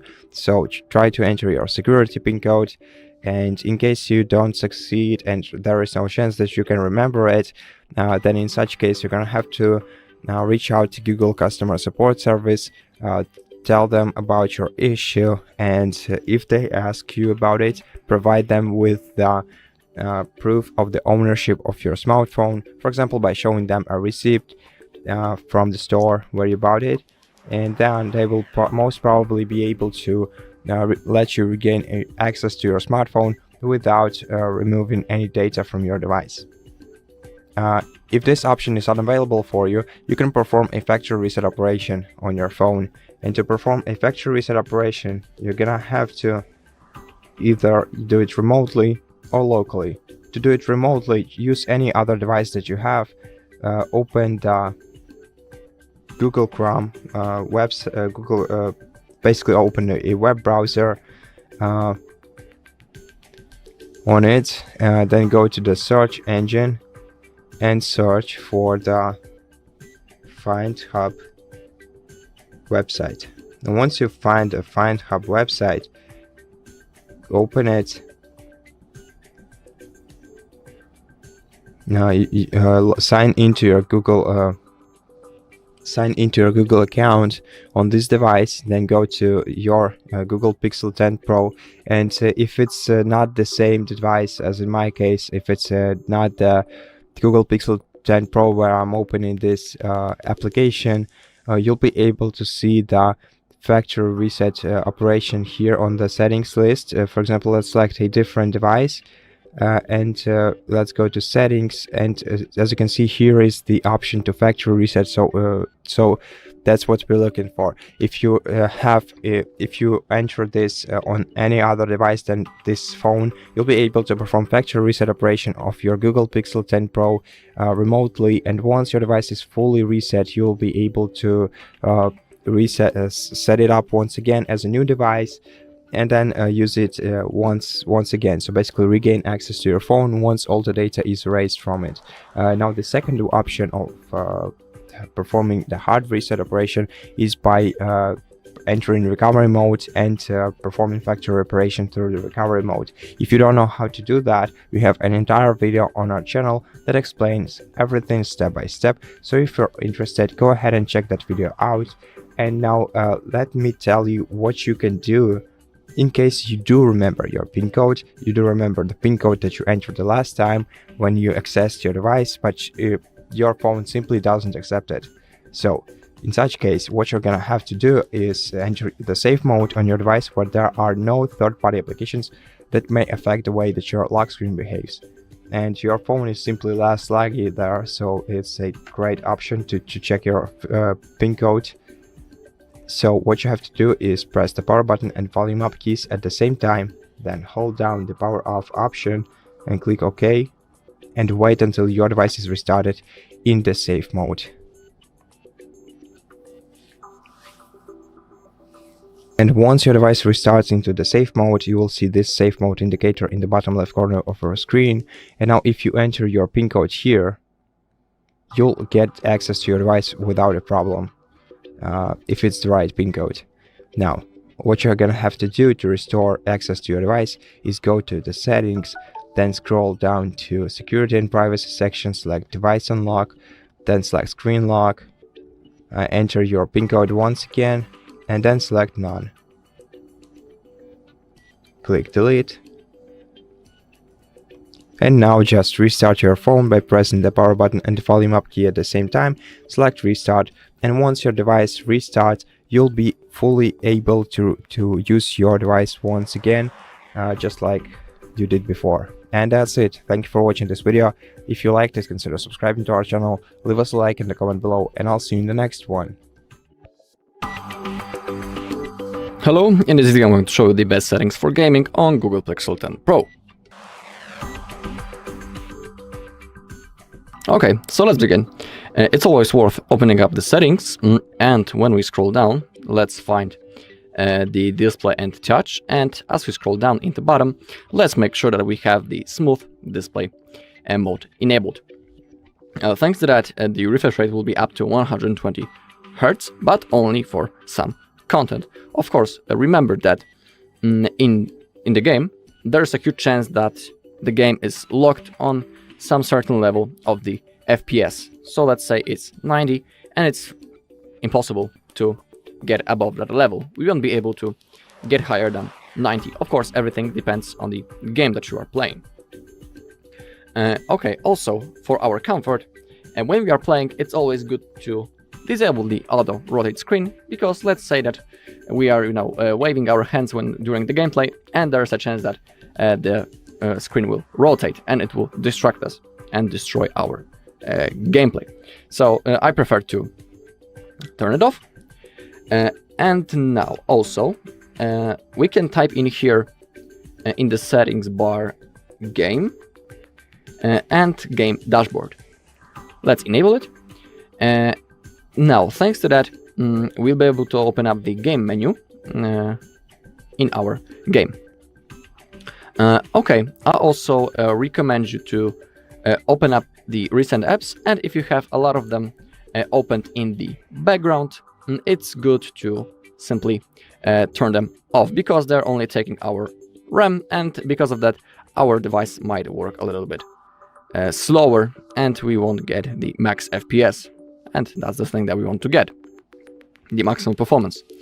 Okay, now I think that we can launch the game. I have picked the game in which we can change the graphic settings also. Remember that it's not available in each game, so it depends. Now let me open up these settings for you. Now the game and the graphics. Okay, let's make sure that in each game which allows us to change the graphic settings, that we have set the highest frame rate possible. Thanks to that, our gameplay will be the smoothest. And you can see, for example, that the Asphalt game that I have currently downloaded, it's only 60 FPS max, so we cannot go higher than this.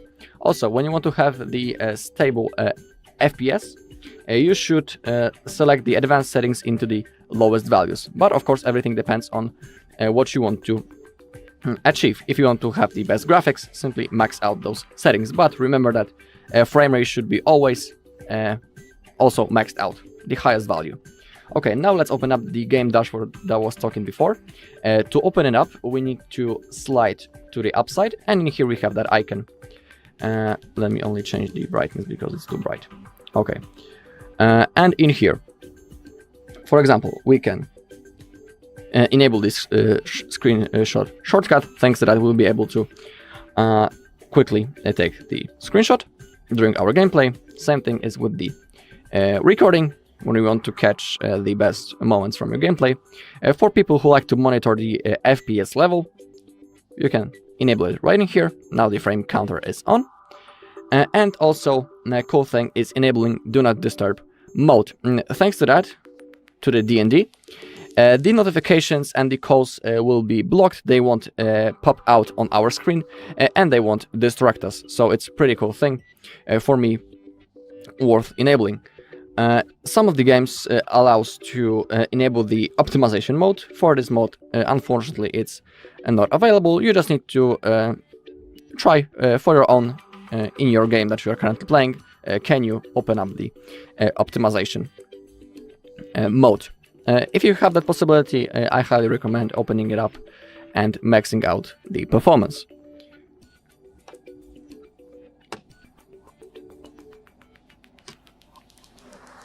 Okay, let me close the game for now. Alright, and that's all in this video. Thank you all for watching. If you found this video helpful, please leave a like, comment, and subscribe. In this video, I'm gonna show you how to remove sounds from videos on Google Pixel 10 Pro.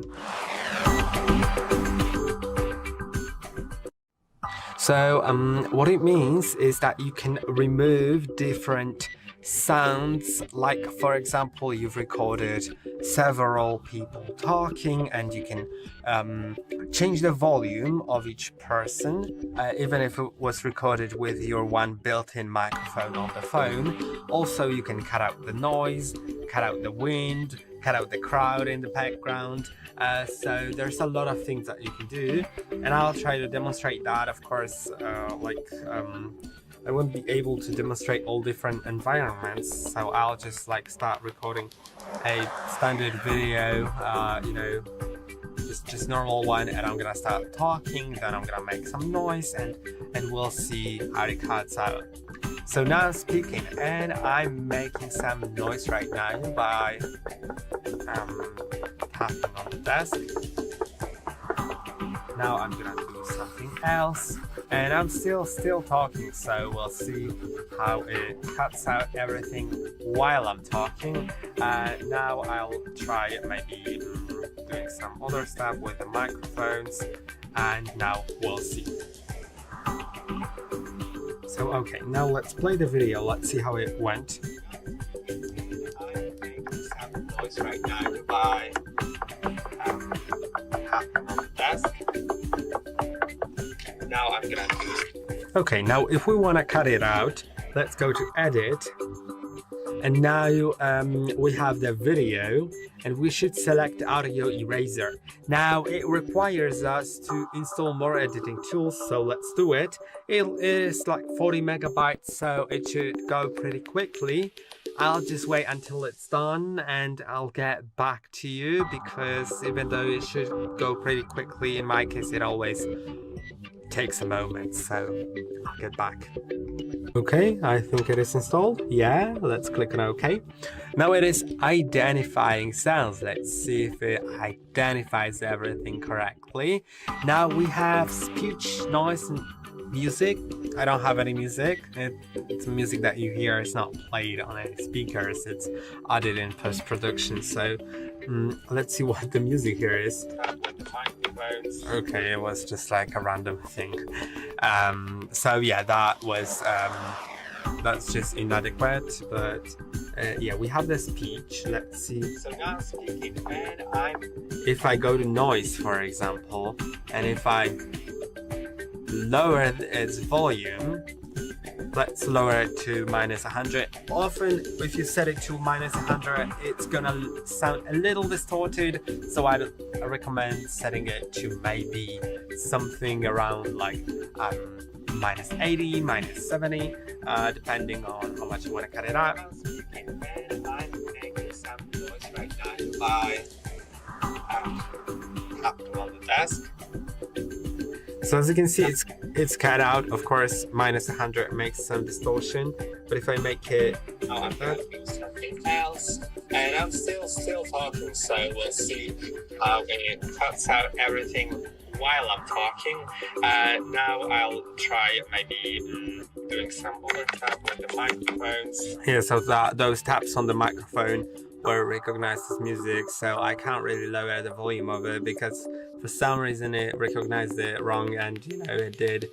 my voice and the taps on the microphone in one section, so I can't really do anything about it. But besides that, yeah, you can increase the speech, and depending on what video you have, it'll give you different options here at the bottom to choose from, and to lower or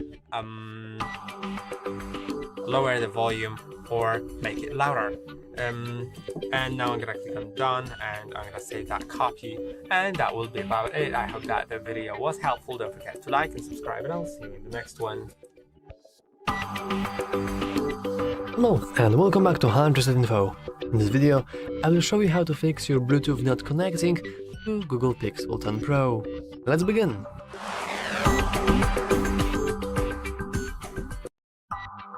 So, I will now give you a few tips and tricks on how can you get your Bluetooth to start working again.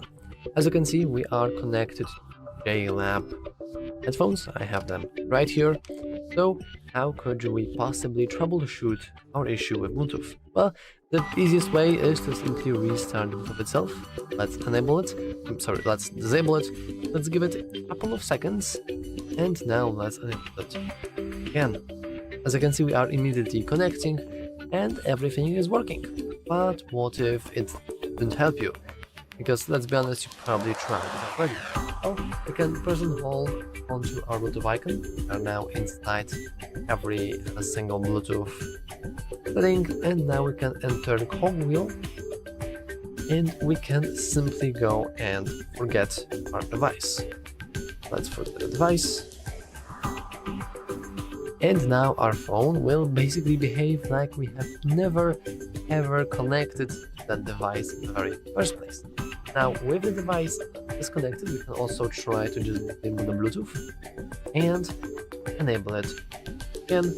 As you can see, no problems here, that's completely fine. So we can now pair our device once again. So let's first disable our... Oh, I think they are in the pairing mode already, but let's ignore that. Let's turn them off. Let's press and hold the power button. As you can see, it did work. Now we want to press and hold it once again. And when the screen begins flashing, we want to keep holding until we can hear ready to pair. Of course, it can be slightly different on your device, maybe headphones, or maybe your Bluetooth has something else. But generally speaking, almost every single Bluetooth device, as I have ever used them, gets paired by pressing a button. Now, if when it's already in the pairing mode, we can simply go into pair new device, and we do see our JLab Go work. So let's enable it, click it, and now we can go and click pair, and we are successfully paired with our headphones or whatever Bluetooth device you want to pair with.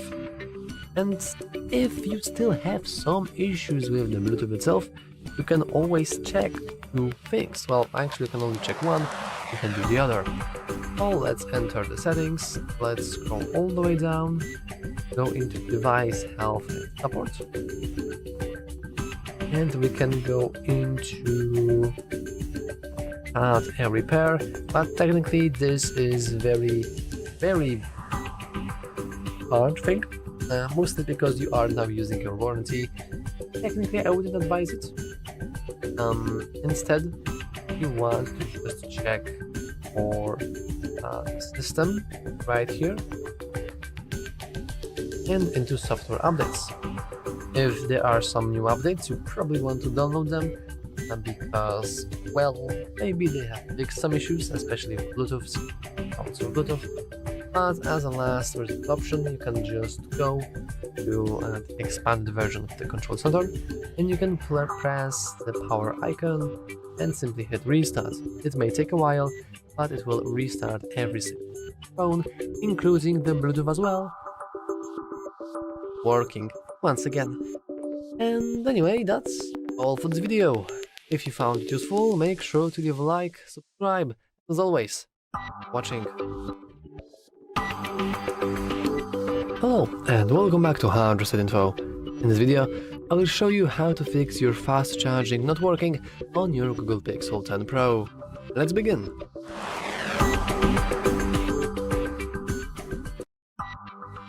So there are a couple of things you can check if you have your fast charging working. I didn't want to say enabled because actually there is no way for you to enable the fast charging in the first place, so I cannot really show you well you can enable it because it should be enabled by default. But there are still a couple of things we can check just in case. The very first one can be found in battery. Then you want to go into battery diagnostics and you can go into issue with charging. As you can see, I currently found no issues with my charging, but if you do have some issues that you think are related to your fast charging not working, you can always go into see more battery articles. You can just read about how it should work, how it's supposed to work, and like you. Though note that there is a very high chance that this will kind of use AI to help you, which is not very good. But we can also go into contact us, and this way we'll get into contact with the Google support team. So now you can, for example, go and type in hey Google, my Pixel 10 has issue with fast charging, and then from them they should help you. You can see even here we can nice built-in way to contact our support, but we first need to share the device data of Google, especially with allow battery usage, so we can enable it. Now, well, it depends on what you want to do. If you don't want to share your battery usage specifics, you can disable that. And into I agree, we are now sharing the device data. Oh, sorry for that. And as you can see, we still have basically the same screen. We check our device and we can even get a call. Once again, I am careful about it being AI, but as you can see, there is a very low time wait, and you should have nice contact with somebody else. And once again, you can just check if you have issues with charging not found. If there are no issues, then there is a very high chance that the fast charging is working indeed. You just don't see it because I doubt it's actually marked as fast charging, because now it's just regular charging. But anyway, that's all for this video. If you found it useful, make sure to leave a like, subscribe. As always, thanks for watching. In this video, I'm gonna tell you how to take 50 megapixel photos on your Google Pixel 10 Pro.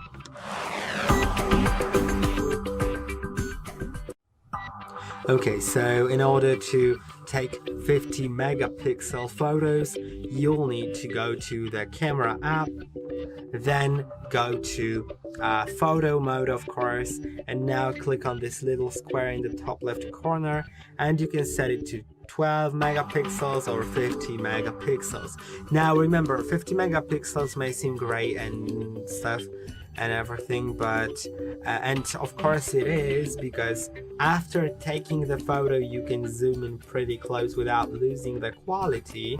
But remember, it takes way more storage on your phone, so when it's not needed, it is way better to use the 12 megapixels. Of course, you can, for example, zoom in before taking the photo, like zoom in just like that, to take the better quality one, the better quality zoom. It's still gonna be in 12 megapixels, like the full photo that you take. It's just you know, I think 50 megapixels is great only if you want to capture a very large thing that has lots of small details that you later may want to zoom in on. But if it's something that you can zoom in on before taking the picture and just take that zoomed picture, it's gonna look better.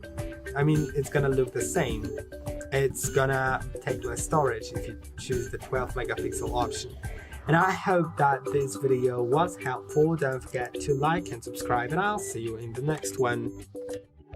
Hi everyone, in front of me I've got Pixel 10 Pro, and let me share with you how to fix app crashing.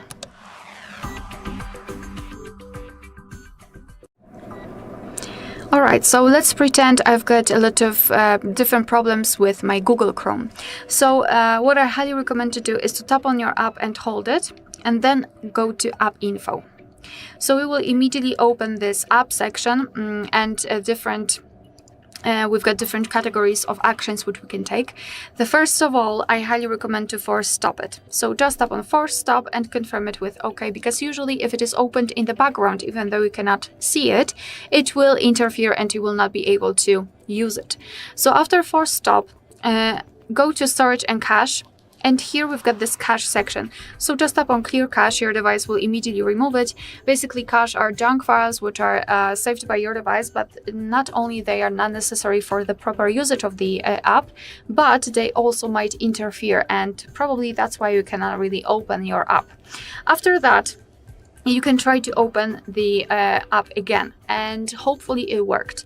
If not, repeat those steps. So again, force stop, remove cache if you've got something saved, and restart your device. So press the power button and volume up button together, and then tap on restart. Your device will be automatically powered off and then powered on again. And this operation, let's say, kind of confirm all of the changes. So fortunately, after powering your device on, you will be able to use the app. If not, I highly recommend to check for the updates, because sometimes older versions might misbehave. So let's go to the Play Store. Be aware you need the internet connection, of course, and need internet connection, and you have to be logged in on your Google account in this device. You can do it right after entering the Play Store. It's totally up to you, or you can check our tutorial of how to add or remove a Google account in this specific device. So now all we have to do is to either check our account to find the updates, or we can simply tap on search and enter the name of the app which we wish to update. So the Chrome in my case. Now we can tap on Chrome, and basically if you've got the update pending, instead of open, you will have the option update. So I highly recommend to simply tap on update, and your device will download the update. It will be applied, and you can try to use the app. If that didn't work, I highly recommend to uninstall the app. So just tap on uninstall, wait until the process will be completed, and then tap on install, because sometimes oversaving the new version of the app might cause some problems. So thanks to uninstalling and then installing again, your device will download the newest possible version and directly install it on your device, so it might help. If not, as a last resort, I highly recommend to actually check for the system updates, because usually those older versions also might cause a lot of problems connected with the newer version of the app and older system version. So all you have to do is to go to the settings. Let me go back. Here in this general list, we have to scroll and find the system, which is right here, and as you can see, we've got software updates. So let's tap. Even though you can see your device is up to date, I highly recommend to tap on system update, and now your device will check for the updates. Obviously now we are up to date, but if your device will show you the information about a new update, I really highly recommend to download it and apply and install it. So you will be sure that you've got the newest version of the system and newest version of the app. Alright, so that will be all. Thank you so much for watching. Please hit the subscribe button and leave the thumbs up. Hello and welcome back to HardReset.Info. In this video, I will show you how to fix your headphones not being detected on Google Pixel 10 Pro. Let's begin.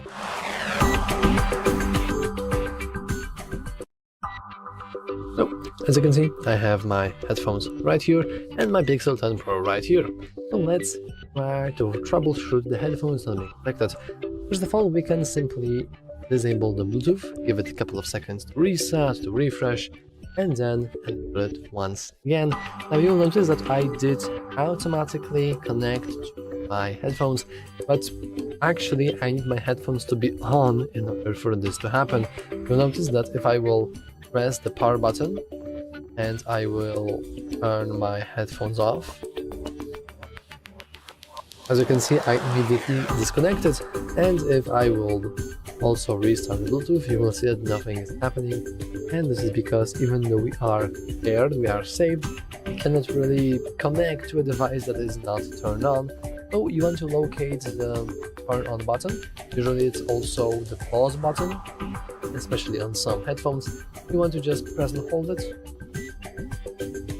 and usually some sort of sound or LED will be lit or sound will be played, and as you can see, are now connected. However, what if you are not connected? Well, then this means you want to click the cogwheel icon and simply forget your device, because whenever you forget your device, your phone will basically pretend like you have never ever connected to it in the first place. Now we can go to pair a new device, and you will notice that we don't really have our headphones here. This is just going to put them into pairing mode. First, let's see. Well, this specifically headphones actually put them in the pairing mode automatically, but let's remove them, disable them. So as you can see, it's now gone, and you can click it once again and keep pressing until the LEDs usually flash. Or once again, in the terms of other Bluetooth devices, you may hear pairing or different LED flashing, matter. Now we want to locate and click our headphones and hit pair, and as you can see, we are connected. But if the Bluetooth on your own is not working, you can always simply watch my Bluetooth not working tutorial. And also, if you believe that the headphones are at fault, not your phone, you can always ask your friend's phone or your family member's phone and that device to connect to your headphones. If they connect successfully, then it's probably your phone's fault. If it doesn't, then it probably is wrong with your headphones, and you want to make sure that, for example, you have warranty. If you have, you can always return it to the shop you bought it from. Anyway, that's all for this video. If you found it useful, make sure to leave a like, subscribe, and as always, watching. Hello, in this video I'm going to show the best AI features that you might didn't know about on Google Pixel 10 Pro. Okay, so maybe let's begin with the Magic Eraser. This feature allows us to simply erase the objects from our photos that we don't want. So to use this feature, we need to open up the Google Photos. Now let's select the photo from which we want to erase something. For example, I will pick that photo, and let's say we want to remove this small mouse pad. To do it, click on the Edit button right in here. Now select Actions and select Magic Eraser. Alright, it needs to scan the photo. Okay, and when it has scanned the object, now we can tap, circle or brush at the object that we want to erase. So I will select this piece of rubber, just like that. It should detect it.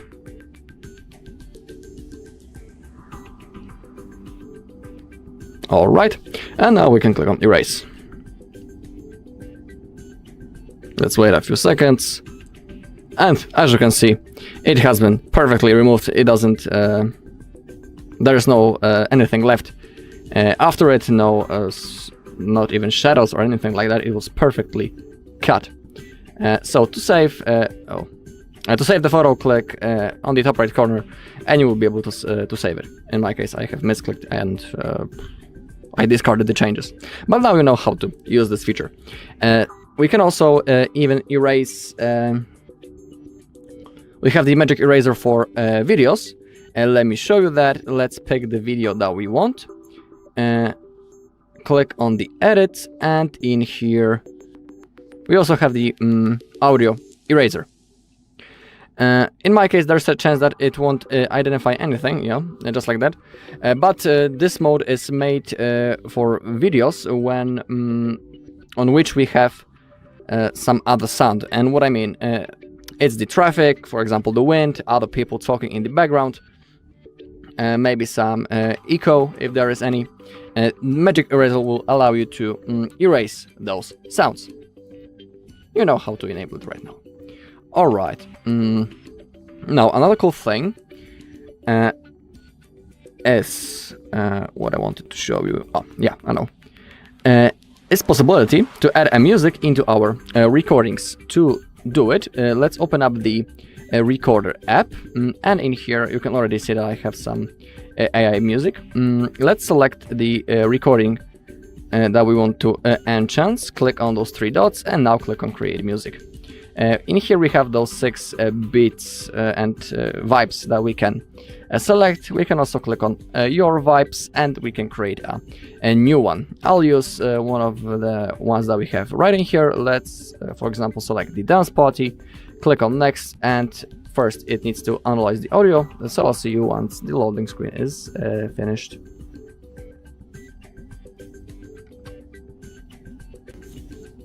Alright, now as you can see, it has been made, and now let's play to see how it looks.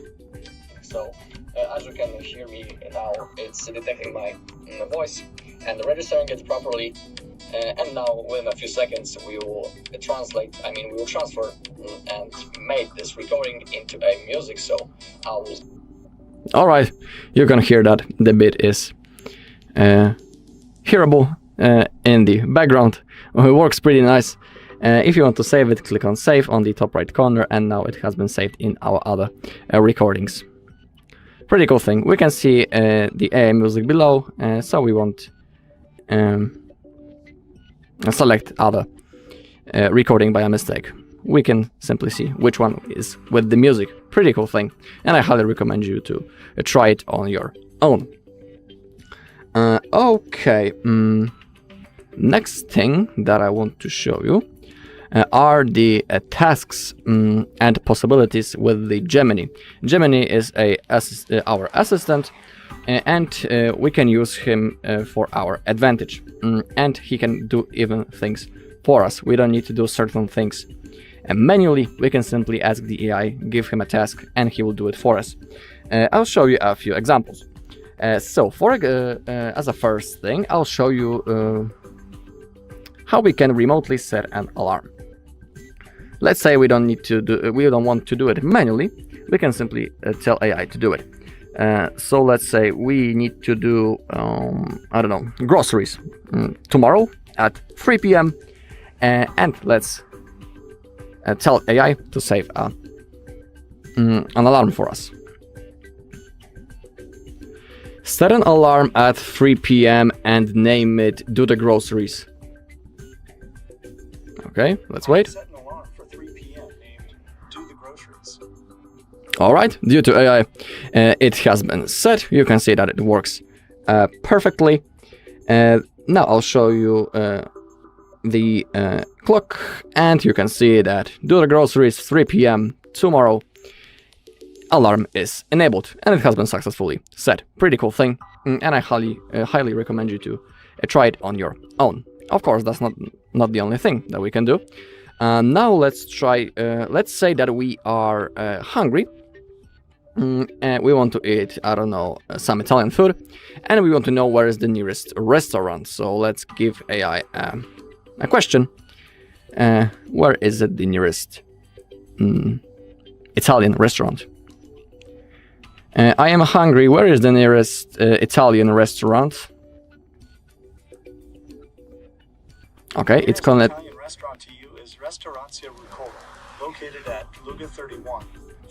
All right, I don't want it to read it. You can see that it has the Gemini launched the Google Maps, and thanks to that I have my location turned on, it was able to locate me, and it found the nearest Italian restaurant. Pretty cool.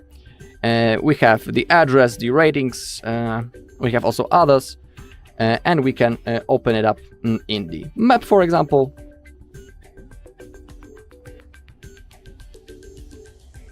Okay, and in here we have the location of it, how to get to that place. Pretty cool thing. Okay, also Gemini has other modes. I'll show you them in a second. We can click right in here, and we can enable the live Gemini. Topics or ideas just by talking. But before we get started, take a quick look at this important information. Alright, So that's the go live. We can talk with the Gemini in real time. We have a few things that we need to remember about. So tapping the live button turns on the mic. To turn off the mic, tap the hold or end buttons or say stop. Some features aren't available in live yet. Recordings of your interactions with live and content you share with are saved and processed per the Gemini app's privacy notice. So for example, when I will want Gemini to launch the Google Maps in the live mode, it won't work because I have been testing it, so that's one of the things that we cannot do. But of course we can share our ideas with the Gemini. He can give us some suggestions. So let's conversate with him for a while. Let's say that I don't know how to get to the airport, so let's simply ask the Gemini where is the location of it and how to get there. You know what? Start chatting whenever you're ready. Alright, so let's start chatting. You know what? I need to get to the airport as soon as possible. Could you please tell me where is it located and how can I get there?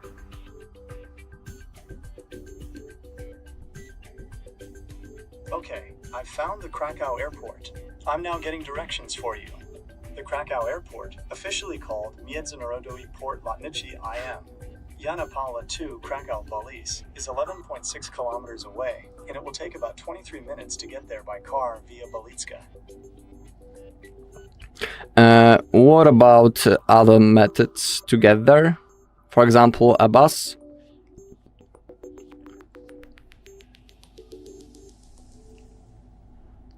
By bus, it will take about 34 minutes to get to Międzynarodowy Port Lotniczy imiono Jana Pawła II Kraków-Balice. Alright, actually, you know what? Let's change the topic. I don't need to fly anywhere. The thing is that I need to get to Warsaw. Could you please tell me how long is it going to take when I will travel by car from Kraków?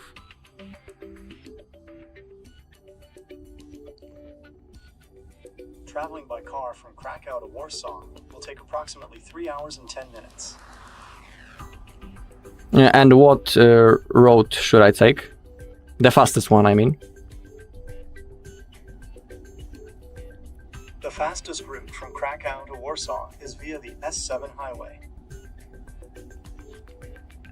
Alright, as you can see, it works pretty cool. Also, we can even launch our camera and the Gemini will be still launched. And actually, I'll show you how you can use it. So let's launch the Gemini once again. And click that icon. Click on while using the app. Alright, now the camera launched. And we will be still able to conversate with Gemini. He will be able to find the things for us. For example, it can describe what he sees on the screen. So, for example, in front of me I have my keyboard, you don't see it, but I'll place the camera on it, and I'll ask, and I will simply conversate with the Gemini. Okay, the camera's on, and I'm ready to check out your keyboard. Let's see what you've got. Okay, so that's my keyboard, as you can see. Could you please find me the similar ones in the internet, because I would like to buy another one, and I don't remember the name of it. Looks like you have a compact mechanical keyboard with dark and light gray keycaps. Is that right? I can help you find similar ones online if you'd like. Yes, please find similar ones. Sure, I can help with that. Could you tell me a bit more about what you like about this keyboard? For example, are you looking for the same layout, or are you open to other sizes? I would like the same layout, if it's possible. Got it. So you're looking for a keyboard with a similar compact layout. I'll need to know the exact layout to find the best matches. Could you tell me if it has a 60%, 65%, or 75% layout? It's 60% because it doesn't have arrows or anything like that. Okay, a 60% layout it is. I'll start looking for similar keyboards now. Do you have a preference for the keycap colors or the overall look? No. Please find me anything. focus on finding keyboards with a 60% layout, similar to yours. I'll look for ones with a mix of dark and light keycaps. If you find it, could you please send me a link so I can check it? No problem, I can help with that. I've found a few options that match what you're looking for. The first is the Ducky 1.2 Mini, which is a popular choice for its compact size and customizable keycaps. Alright, so I will stop the conversation with the AI for now. You can see it works pretty cool. We can do a lot of stuff thanks to it. Of course, if you want to get more features that we have on this device, maybe not all of them are the AI, you can always open up the My Pixel, and in here we have a long list. Alright, and that's all in this video. Thank you for watching. If you found this video helpful, please leave a like, comment and subscribe. Welcome, in front of me is Google Pixel 10 Pro, and in this video I will show you what to do if your face unlock scanner doesn't recognize your face properly. In such case, let's set up a new face model on your device. To do that, open the list of applications, then go to Settings. In Settings, scroll down to Security and Privacy Features, then go to Device Unlock, and then select Face. Proceed by entering your PIN code, password or screen lock pattern. Okay. Then if you have any previous face models set up on your device, delete them like this, then click Add Face, and before you proceed, grab a dry towel and wipe the surface of your device's camera carefully and gently, but just so that you can see yourself in the frontal camera of your device. And for the same reason, also adjust the light in your room. Then click I agree and position your face in the circle. Click Start, move your head up, then tilt your head down, and after that your face will be set up properly. Now to proceed, go back to Settings, scroll down to System Settings. Oh, let me put the phone down, and let's go to System. Then go to Software Updates and make sure that your device is fully updated. By clicking System Update, check for updates and see if your device has any updates to install. As you can see, there are no recent updates that I can install on this device, so let's just restart the phone by pressing the power button and volume up key. If you have any updates on your phone, of course, you have to install them in order to make sure that your software works in touch with your hardware. But otherwise, just restart your phone to make sure that the change is applied. Now, let's wait until the phone is restarted, and then we'll check how the face recognition feature works now. And once your phone is restarted, enter the PIN code to access the device. Let it start for a couple of seconds at least. Then lock your phone. And now let's try to unlock it using the face recognition scanner. Make sure that you are located in the well-lit room. Of course. Okay, I already recognized my face for the first time. Now let's give it a couple more tries. And as you can see, it works perfectly. So thank you for watching this video. If this video helped you, please consider subscribing to our channel, leave us a like and a comment below. And I'll see you in the next one. Hi everyone, in front of me I've got Pixel 10 Pro, and let me share with you how to clear cache and speed up your device thanks to this operation.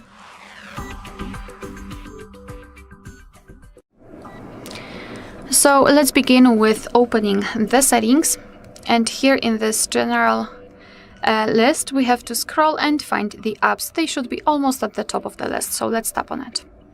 Then let's tap on See All 85 apps, and basically here we've got the list of all apps which are currently installed on this device. And what I highly recommend to do is to go through all of those apps, especially those which are using frequently, and remove cache. So let me choose maybe messages.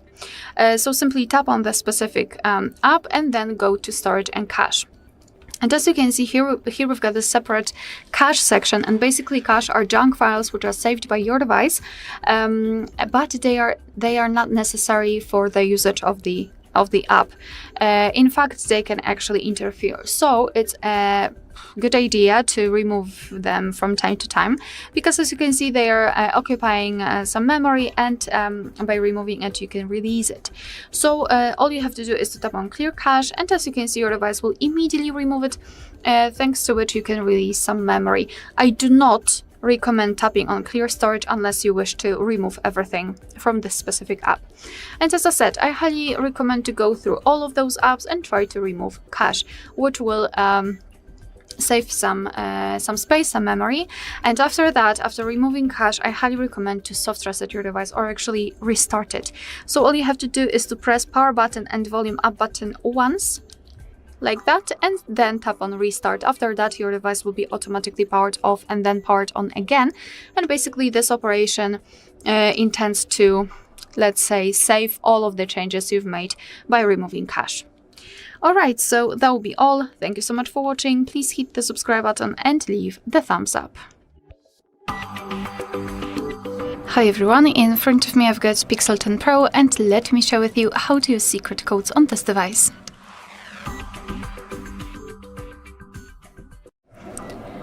So let's begin with opening the dialer and start with the shortest code, which is the first one is *#06#. And as you can see by this code we are provided with both the main numbers and the serial number of this device. Let's tap on OK. And another code pretty similar to the previous one, it's *#07#. And thanks to it we can open regulatory labels and check the info about this device. Let's tap on OK. Another code is *##225###, and here we are in the calendar info. So here we've got all events gathered in one place. We can check some family events, holidays in your country should also be right here, or events attached to your mail.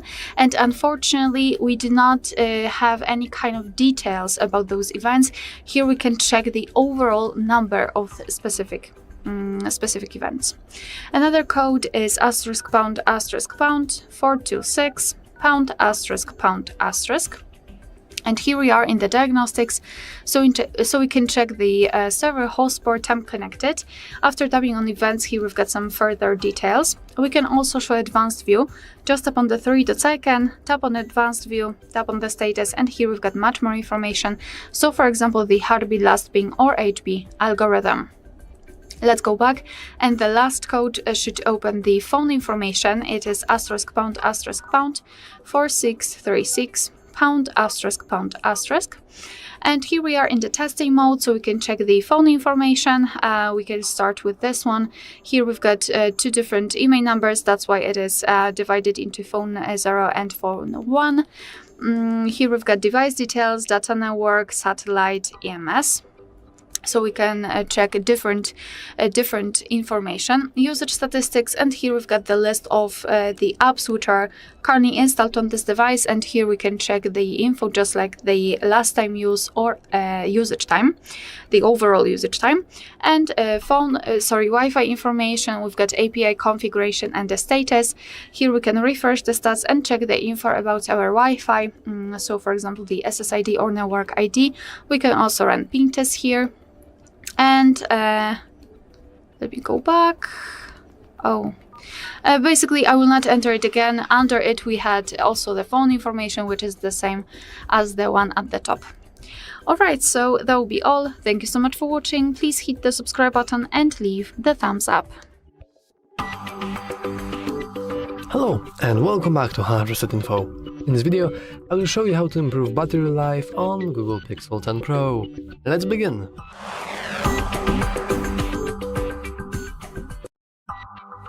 So, there are a couple of ways in which you can improve your battery life, but first let's simply check what even actually uses our battery in the first place.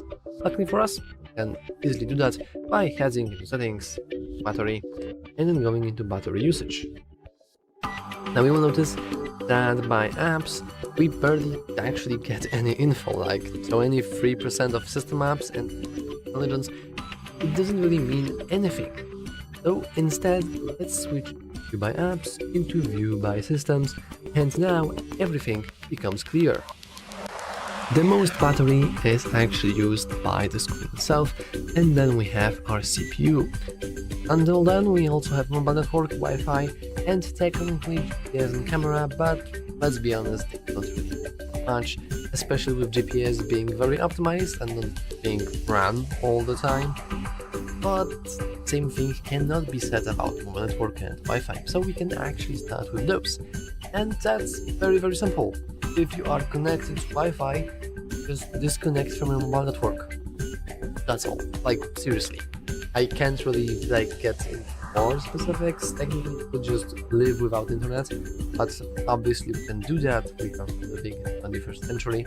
So just have your Wi-Fi network connected, or even better, auto-connected by simply going into settings, going into our internet, our network details, and we want to make sure that our auto connect is enabled. Thanks to that, whenever we have our Wi-Fi enabled and we are close to our network, it will automatically switch from using the mobile data to Wi-Fi. And as you can see, we can go back to our graph, so battery usage, and view by systems. So with that simple change, we have now fixed the mobile network issue. Now the CPU and screen time. About CPU, there isn't much we can do. CPU is something that works all the time and basically the thing running the system, so we can't really do much on it, except the moment we can. Let's say we have many different applications that are like social media apps. So, you know, your typical Instagram, TikTok, YouTube, all of that stuff.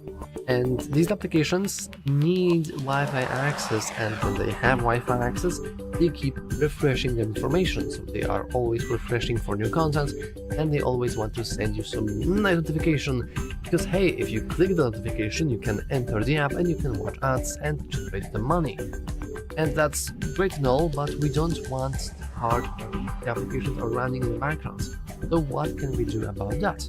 Well, actually, it's very simple. You want to just disable the ability for the app to run in the background.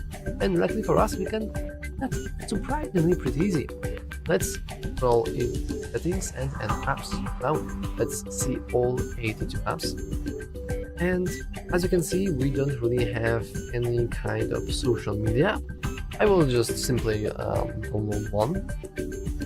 Okay, so I have installed a couple of these typical social media applications, with Instagram still installing. Okay, now it's done. So let's go back into settings, and now if we enter, we said we have much more different applications, like for example the Instagram, TikTok, which should be right here, and Facebook on the top. I missed it. Okay, here it is. So what you want to do is you want to head into said application, and then you can go into app battery right here, and simply you want to enter this. So with that being set to unrestricted, you basically are giving away your battery for free. Like, just that. So as you can see, we even have this warning that changing how an app uses battery can affect its performance, which is pretty self-explanatory. So you can either go into optimized, so it will still run in the background, but not in such intrusive way. It will just sometimes play in the background, or even better, you can just completely disable it. And as you can see, the Google Pixel even tells that, well, yeah, it will save battery. So I will now go and do the same thing for the Instagram here. So a battery usage and disallow it completely. And the same thing can be said about TikTok right here. You can even see how big the TikTok is. That's crazy. So a battery usage, and boom. The issue is now fixed. Our CPU should have much less work to do, and because of all these applications are always running in the background. So let's go back to battery usage and view by systems. Of course, there is one last system, and it's a pretty big elephant in the room, the screen. As you can see, it eats enormous amounts of battery with 57%, even though I only had it on for, as you can see, hour and a half. So, what can we do about it? Well, luckily there are a couple of settings we can tweak in order to increase the screen time battery usage.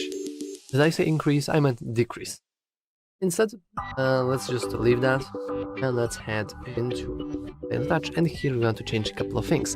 The very first one, make sure your adaptive brightness is actually disabled. I know that many people like it to have it enabled, but in my experience I always find it to randomly bump up my brightness level. And I hope I really don't have to explain why this is bad. The more brighter the screen, the more battery it requires to actually show you the screen. So naturally you want to just make it go away and everything should work pretty good. So disable the adaptive brightness so it won't randomly increase your usage of brighter levels. Then we have screen timeout and always on display. So of course you probably can guess what I'm about to say. Make sure that it's disabled, done completely, because this, like, technically always on display, always on display is stupid. It's basically a way for your screen to stay on and waste battery, even though you're not really using it. I know many people may like it. Personally, I'm not a big fan of it, so I would advise you to just turn it off. And now about screen timeout. This means that after 5 minutes of inactivity, our screen will automatically turn itself off. First, if you don't have these enabled. So, generally speaking, if you have it set up to higher value, password, honey, if you have it set to higher value, well, it will increase the battery usage tremendously. So instead, we advise you to reset, and if you want to, you can enable adaptive timeout and screen attention, so you won't have that annoying, hey, I'm actually using the phone, can you please stay on? Because I believe that this annoying feeling, when you have it set to like 30 or 30 seconds, is the reason people increase the screen timeout in the first place, and with these two settings, the issue should be gone. But anyway, we can keep down. The next thing on our list is the dark theme itself. You can just enable it and you won't believe how much battery you have just saved. Trust me, this is because many screens nowadays are OLED screens, meaning that they require more energy to display brighter pixels. So, if more pixels on your device are darker or brighter, you have successfully the battery usage. But let's not stop here. We can keep scrolling down. And now we only have two more things: screen resolution and display. So as you can see, our screen resolution is currently being set to max resolution, which is quite a lot. But luckily for us, we can decrease it just a little bit, so we won't have to waste as much battery displaying every single pixel. And as you can see, even the Google Pixel instead tells us that, hey, max resolution used to improve our battery, and switching your app resolution may cause some apps to restart. Of course, you don't care about that. So if you want to really care about your battery usage, the Pixel is really good for it. And lastly, we have display, which also, as you can read, increases battery usage. All you want to do is want to disable it, and now your phone will be fixed into into refreshing your screen at 60 Hz, not 120. And now with all those changes, our battery life should have increased tremendously. I'm not sure if we can actually check it. Yeah, I don't think we can actually see how much battery will last, because it's hard to predict. This is very, very relevant with, well, the applications you're using. But with all that changes, you should have your battery life improved by a lot. If you found this video helpful, make sure to leave a like and subscribe. And if you have some more tips and tricks about your battery life, make sure to put them down in the comments below. Anyway, that's all from me. Thanks for watching, as always. Hi, welcome to HardReset.Info. In front of me, Google Pixel 10 Pro, and now I'm gonna show you how to use advanced voice mode on this device.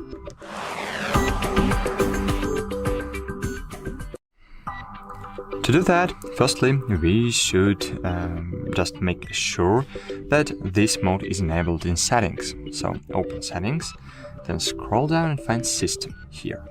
Then find keyboard, then on screen keyboard, and here you will see Google voice typing. This should be enabled. Okay, and then just find any search field, any field where you can type a text. It should be Google Keep, just Google search bar or something. And here you will see this voice input button. Here is a really advanced typing mode. As you can see, it works really good and it detects each word I say, and it's really beautiful.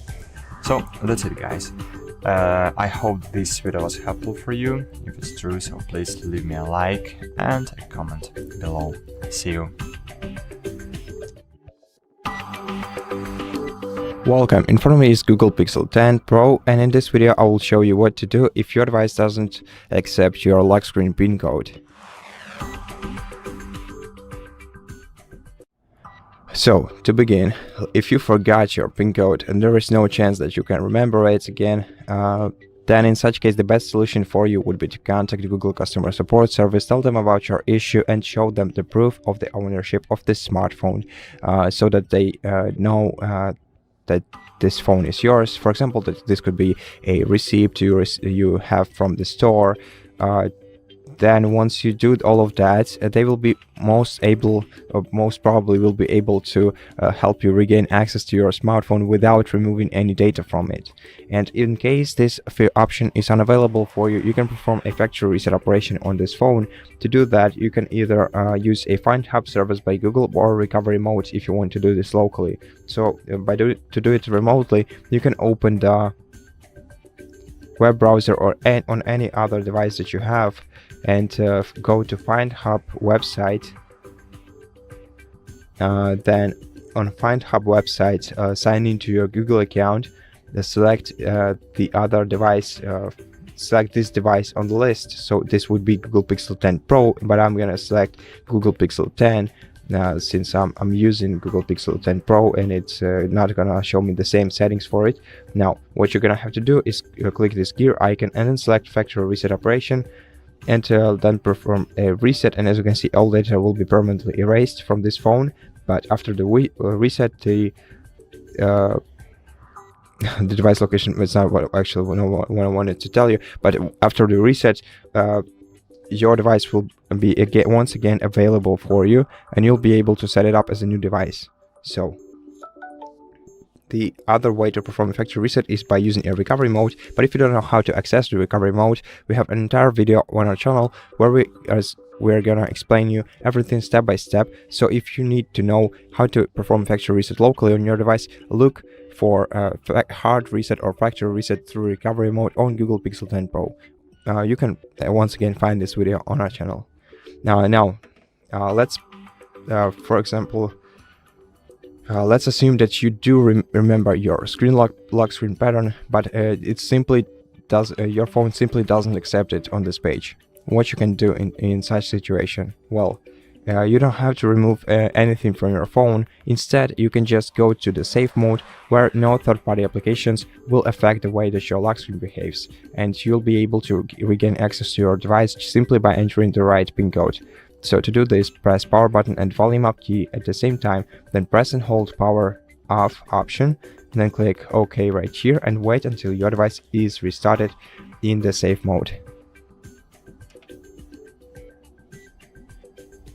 When your device in the safe mode, this indicator will appear in the bottom left corner of your screen. And right now, if you enter the right lock screen pattern, you'll be able to access your device. Now, after you do that, go to settings, then go to security and privacy section right here, go to device unlock, then go to screen lock, enter your pattern once again, and select none to remove your lock screen pattern. Now you just have to press power button and volume up keys at the same time, then wait until your device is restarted, and after that you'll be able to use your device as normally, just like you did before. And that's basically it. I hope that this video helped you, and if it did, please consider subscribing to our channel, leave us a like in the comment below, and I'll see you in the next one. Hello, in this video I'm gonna show you how to simply take 50 megapixel photos on Google Pixel 10 Pro. If you go to the Photos app, you can go to the camera app. You can go to photo mode and then click on this button in the top left corner, the square one, and now you can set it to 12 megapixels or 50 megapixels. Remember that 50 megapixels is gonna be of course it's gonna have a higher resolution, way higher, but it's gonna take more storage on your phone. So if you don't really care about that resolution being that high, I think you can switch back to 12 megapixels. It's still gonna look great, but in 50 megapixels, it's just up to you, I think. Also, it is worth remembering that 12 megapixels is still a good resolution, and it's about 4K, so it's really great. And 50 megapixels I think only makes sense when you actually need them, for example, for post-production, like you take the photo, then you zoom in, so that is gonna make a difference. And I hope that this video was helpful. Don't forget to like and subscribe, and I'll see you in the next one. Hello, in this video I'm gonna show you how to use AI Enhance for photo editing.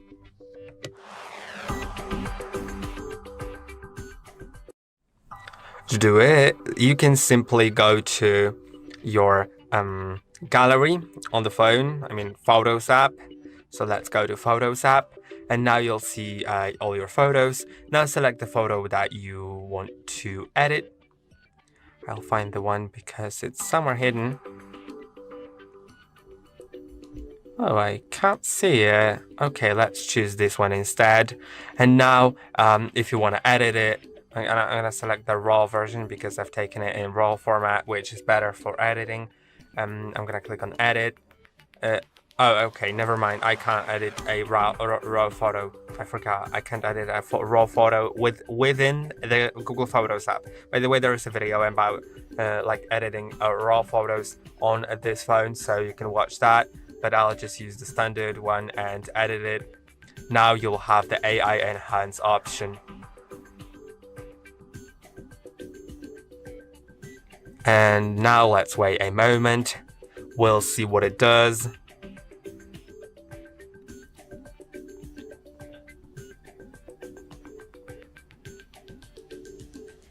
And this is the enhanced version. Let's click on that button maybe.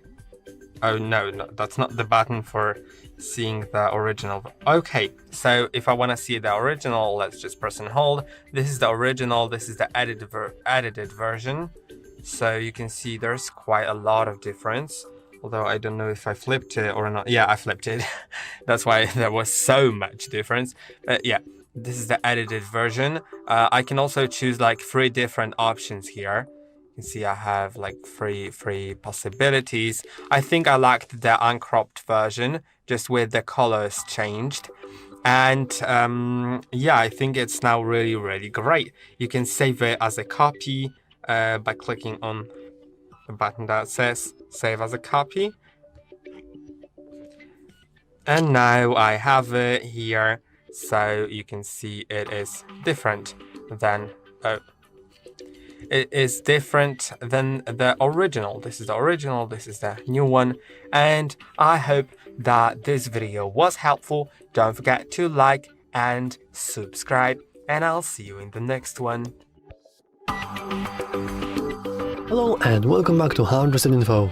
In this video, I will show you how to fix your microphone not working on Google Pixel 10 Pro. Let's begin!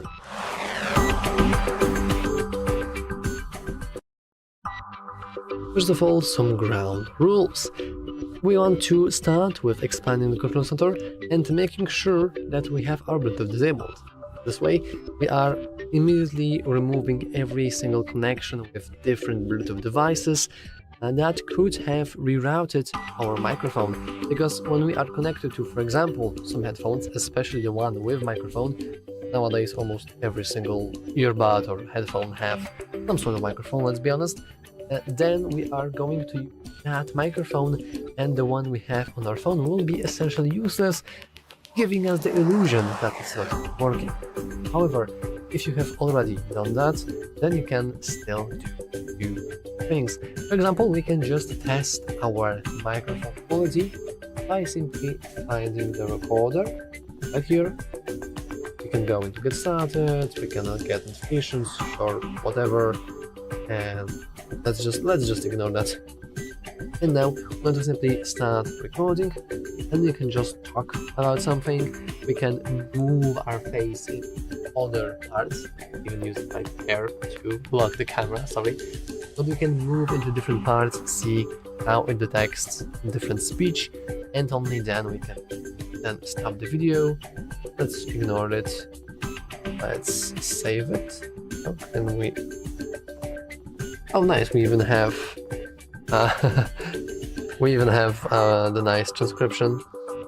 Of course, we can keep talking, or we can record it. So, save, which didn't work.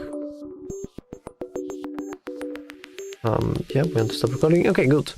So now we want to listen back to it. Of course, I'm not going to do that since I don't want to waste the video length. But basically, you can then identify what exactly is wrong with your microphone. It's basically a nice diagnostic game. Is it sometimes hearing? Is it very low, very loud? Is it farting? Is it doing some weird stuff? It's pretty uncommon for a microphone to have one simple issue. Usually there are multiple issues. But what could have helped you is cleaning the microphone port.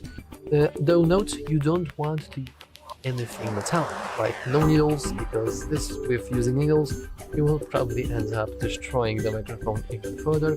Instead, you want to use a toothbrush or, at best, a wooden toothpick in order to clean the microphone port from all kinds of dust, or debris, or sand, or whatever, anything that could have the microphone just don't record sound. And technically, as a last resort option, we can also just reboot our device. We can do that by expanding the control center, clicking power icon, and then hit restart.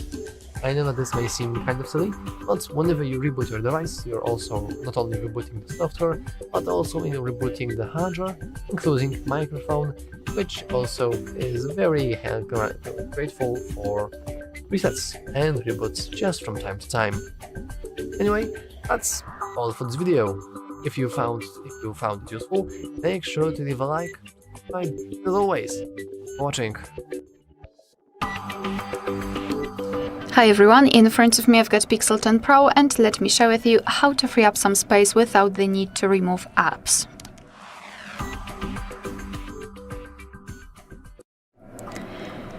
So first of all, I highly recommend to go to the settings. Then let's find apps and tap on see all 85 apps. Basically, what I highly recommend to do firstly is to remove cache from those apps. So I highly recommend to go through all of them, all of the list, especially those which you're using frequently, and remove cache. So let me go to the contacts, for example. After tapping on the specific app, we have to tap on storage and cache. And as you can see here, we've got this cache section, and basically cache are junk files which are saved by your device, but they are not necessary for the proper usage of the app.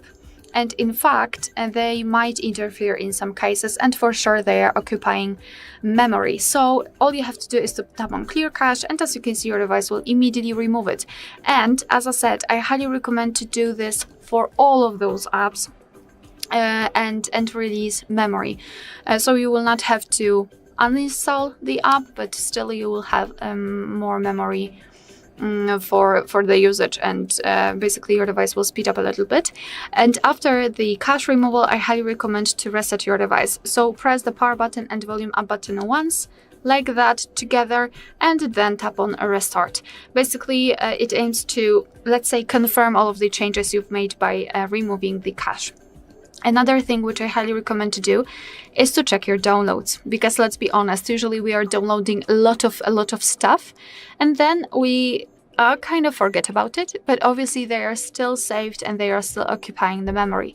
So all you have to do, what I highly recommend to do, is to simply scroll and find your file manager, whether you're using the files provided by Google, by your developer, or whether you're using any kind of third-party manager. For sure it will work.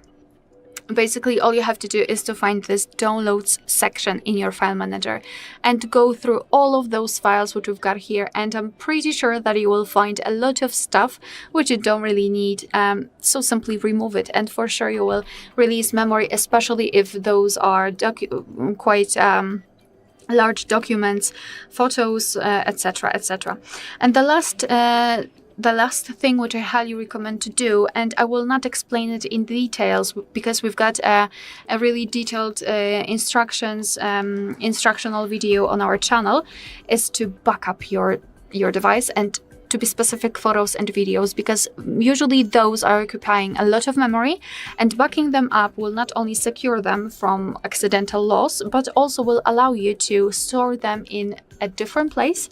So you will be able to remove it from the internal storage of your device and obviously release some memory. It will work faster and you will have more space for the applications. Alright, so that will be all. Thank you so much for watching. Please hit the subscribe button and leave the thumbs up. Welcome, in front of me is Google Pixel 10 Pro, and in this video I will show you what to do if you forgot the lock screen password to your device. In case you cannot remember the password that you used the last time to sign into your system, you're gonna have to contact Google customer support service and tell them about this issue. And if you can prove the ownership of your device by showing them a receipt from the store where you bought this phone, they will most likely be able to let you regain access to your phone without removing any personal data from it. But in case you cannot perform a factory do it this way, you can still perform a factory reset operation on your phone, which will surely let you regain access to it, but unfortunately all data from your device will be removed, and you're gonna have to set it up as a new device. And you can do this both locally and remotely. And now to do this remotely, you have to search for the Find Hub service using any other device that you have, then sign into the Find Hub service using your Google account that is linked to this smartphone, and then select this device from the list, go to settings and select factory reset. Once your device is reset, you'll be able to set it up as a new device. Alternatively, you can perform a factory reset operation locally, and to do this you're going to have to enter recovery mode and perform the factory reset operation using recovery mode. Now, if you don't know how to do that, we have an entire video on our channel explaining how to perform factory reset operation on this smartphone without using recovery mode. So if you need this video of how to perform hard reset using recovery mode on Google Pixel 10 Pro, look this video up on our channel, and this way you can also perform a factory reset operation. Now, what to do in case you do remember your password, but this lock screen just doesn't accept it. Now, what you're gonna have to do in such case is press the power button and the volume up keys at the same time, hold down the power off option, click OK, and wait until your device is restarted into safe mode. In safe mode, there are no third-party applications that may affect the way your lock screen behaves, and your phone is generally less laggy. So all you're gonna have to do is just wait until the safe mode loads up, and then enter your password normally. So once you're entering the safe mode, this indicator will appear in the bottom left corner of your screen. Now you can simply enter the lock screen pin code and press OK. And if it's correct, you'll be able to gain access to your phone. Then what you're gonna have to do next is go to settings, open security and privacy features, then go to device unlock, select screen lock, enter your password once again to confirm your identity, press enter, and then go with no lock screen or screen lock, and then just press the power button and the volume up key at the same time. Once again, select restart and wait until your device is restarted. And this way you will regain access to your device quick and easy. And that's basically it. Thank you for watching this video. If it helped you, please consider subscribing to our channel, leave us a like in the comment below, and I'll see you in the next one.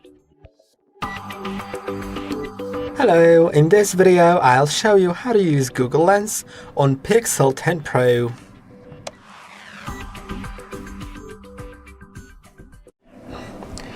To use Google Lens, I'll show you all the things that you can do with it, but before that, first you need to know how to open it. So if you have this widget of Google, you'll have this little camera icon right here. You can click on it to open Google Lens. I'll click on while using the app, so it has camera permissions. Now I can open the camera. But before that, maybe let's see the other method. If you don't have the widget, go to the Google app, like here.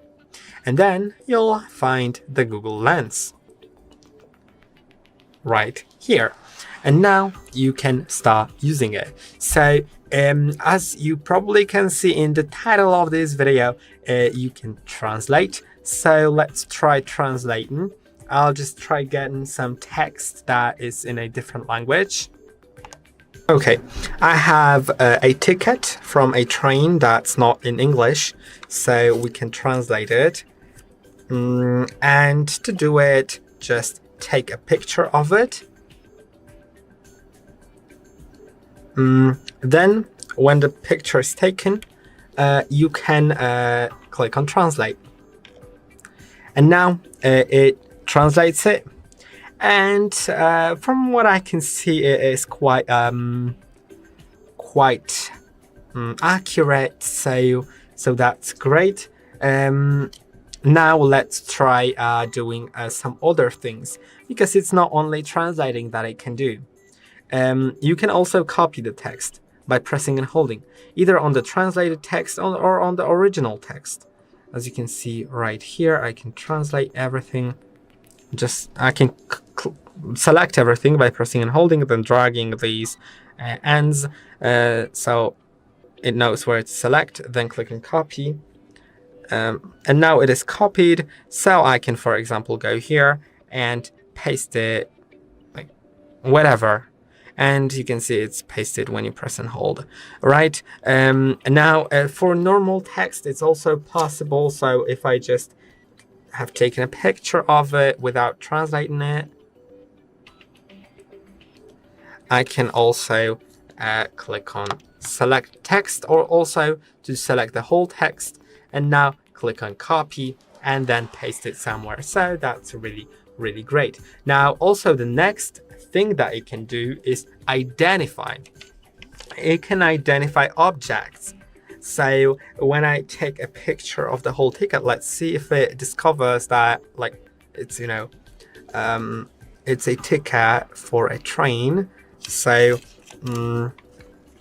if I go here now, I'll need to select the whole thing, make sure that the thing is selected. And now you can see, yeah, it discovers the same exact one. So that's great. We can also do it with, like, for example, probably our logo will be discovered correctly. Let's see that. Yeah, as you can see, it discovers a video of like our channel. So you can see that. Now you can also identify, let's try this plant, for example. Make sure that if the selection is wrong, like for example like that, then to redrag the selection so the correct object is selected. and now it shows you the item. And yeah, so I hope that this video was helpful to you. Don't forget to like and subscribe, and I'll see you in the next one. Hello and welcome back to HardReset.Info. In this video, I will show you how to fix screen flickering problem on Google Pixel 10 Pro. Let's begin.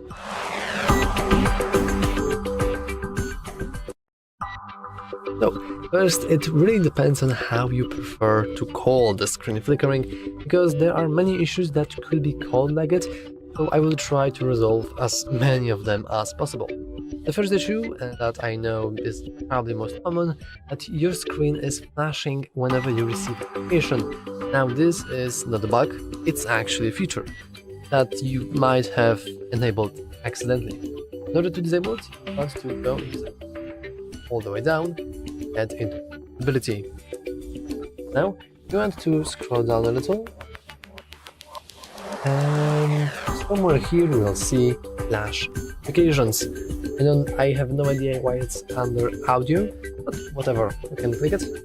As you can see, I can press preview, and there you go, our screen is flashed indeed. So if that's your issue, I would just advise you to disable the screen flash and no flashing can be. However, what if you are suffering from different screen flickering, flashing, whatever? Well, you can always go into device health and support. Now we can scroll down and go into touch diagnostics. It doesn't really matter which one you will choose. I will choose the very top one, and I will go test each hardware. I know that this technically recalibrates the touch, but it also recalibrates the whole screen itself. So as you can see, technically our screen has now been restarted, not our phone, our screen, but of course if you want you can always reboot your device by expanding the control center and then restart. However,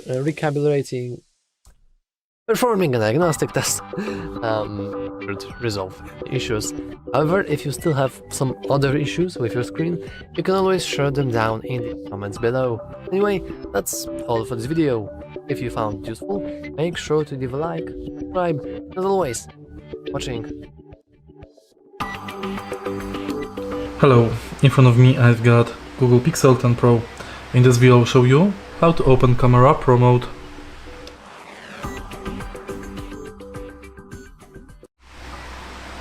In the beginning, let's go to Camera.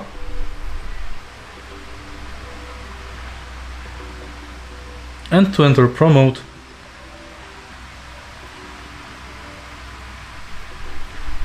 we have to go to Photo,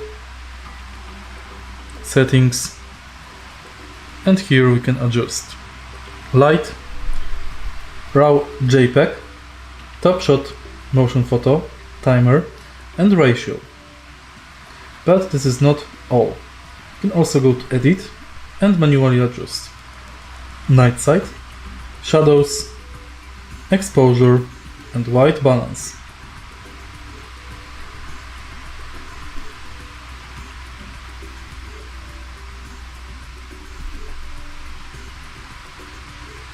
If you find this video helpful, please leave like, comment, and subscribe. Welcome. In front of me is a Google Pixel 10 Pro, and today I'll show you a couple tweaks and tricks you can do on this device.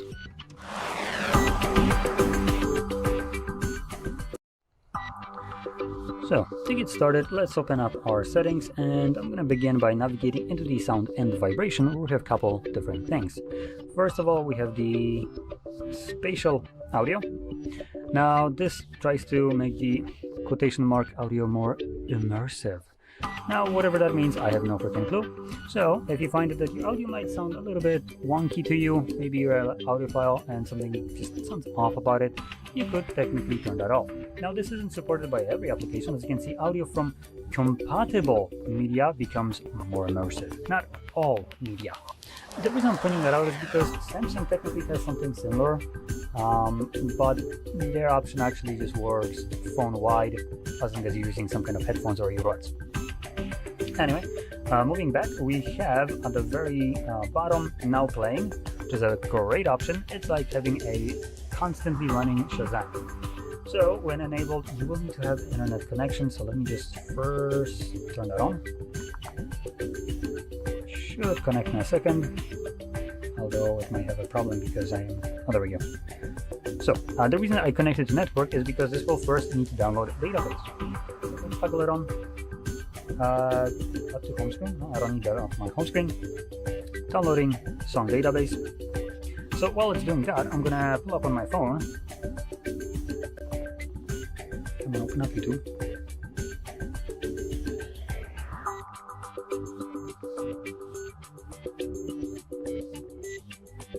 Okay, so that's ready. Now this should still downloading. Okay, not the fastest, I see. Guess we can't expect too much from an $1,100 device.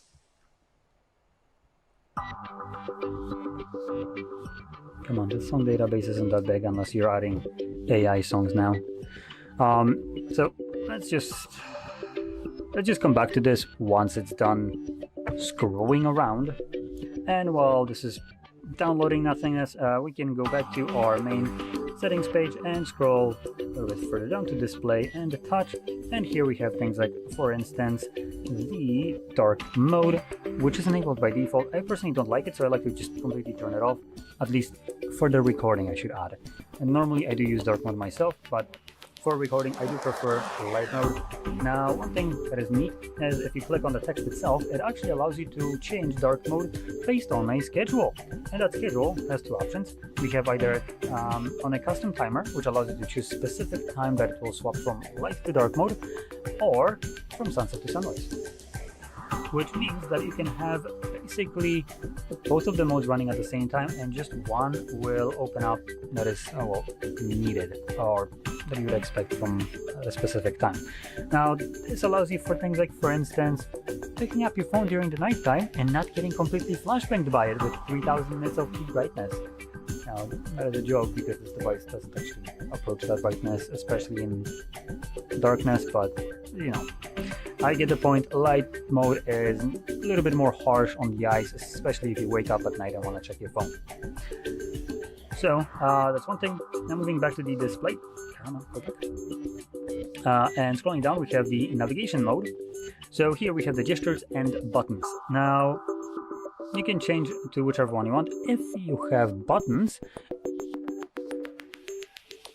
Am I blind? Oh, okay, so they're white, perfectly. Oh, there we go, now they're correct color. Assuming you are using buttons, you might want to consider checking out gestures, because if I'm correct... Oh, no, never mind, we do have circle to search now. So never mind.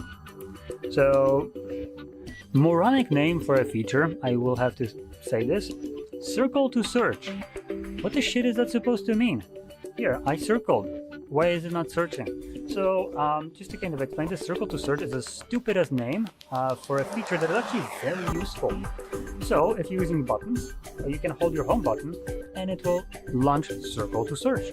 And now we can, as the name implies, actually circle to search. Or what you can do is simply tap on the options. So as an example, I can tap here, and it tries to like smartly select what you're thinking, or what things you're trying to select right here by clicking on it. You can also do something else. So for instance, I'm going to bring this can. This is not necessarily the intended way, but it's going to still work. So if I open up camera, move it up like so, and I'm gonna hold the circle to search. So the camera sees the image. I haven't actually captured it. It's just I'm using the camera as a medium to have something displayed on the screen. And now, just click on it. And you can see it will automatically pull up what it found about this. So not a very hard kind of search right here, but it is pretty decent in terms of how it works. And the ease of use is also very good. And it's not limited just to that. You can use this a little bit more for instance, to translate things on the go. So as an example, I can do it here.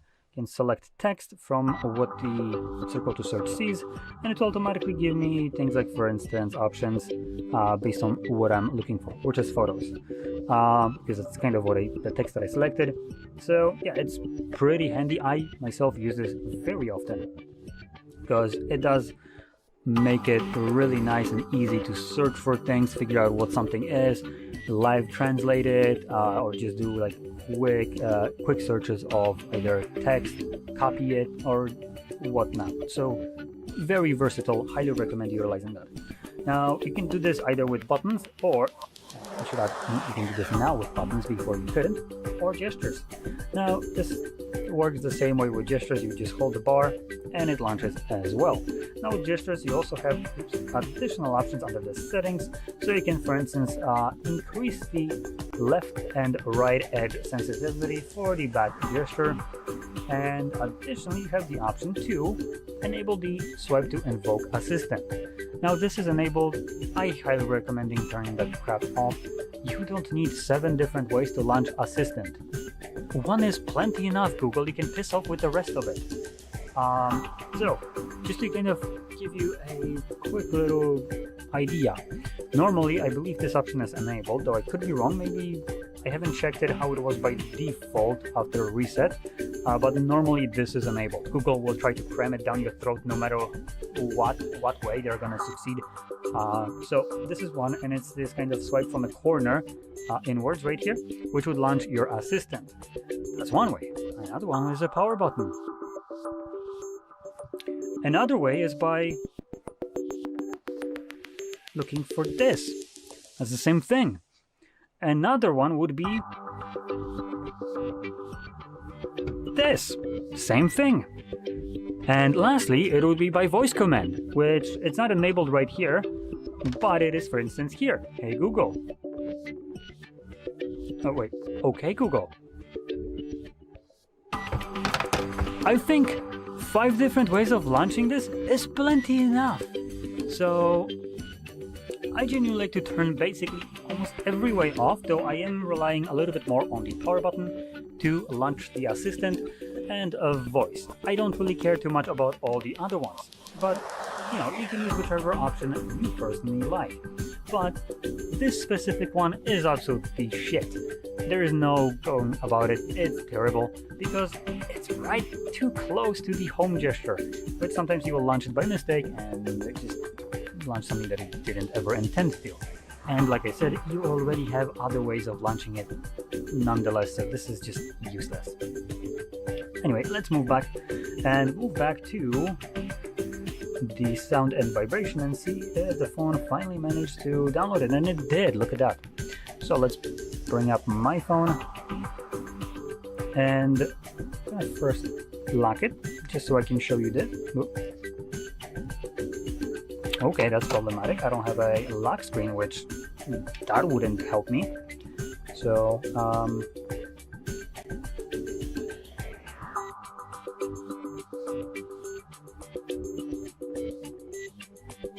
where's the... No, not what I'm looking for. How about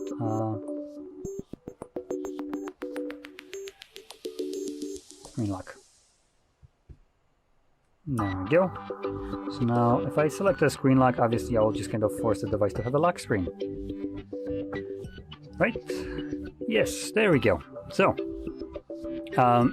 what you're looking for is something popping up right here. So let me just do this.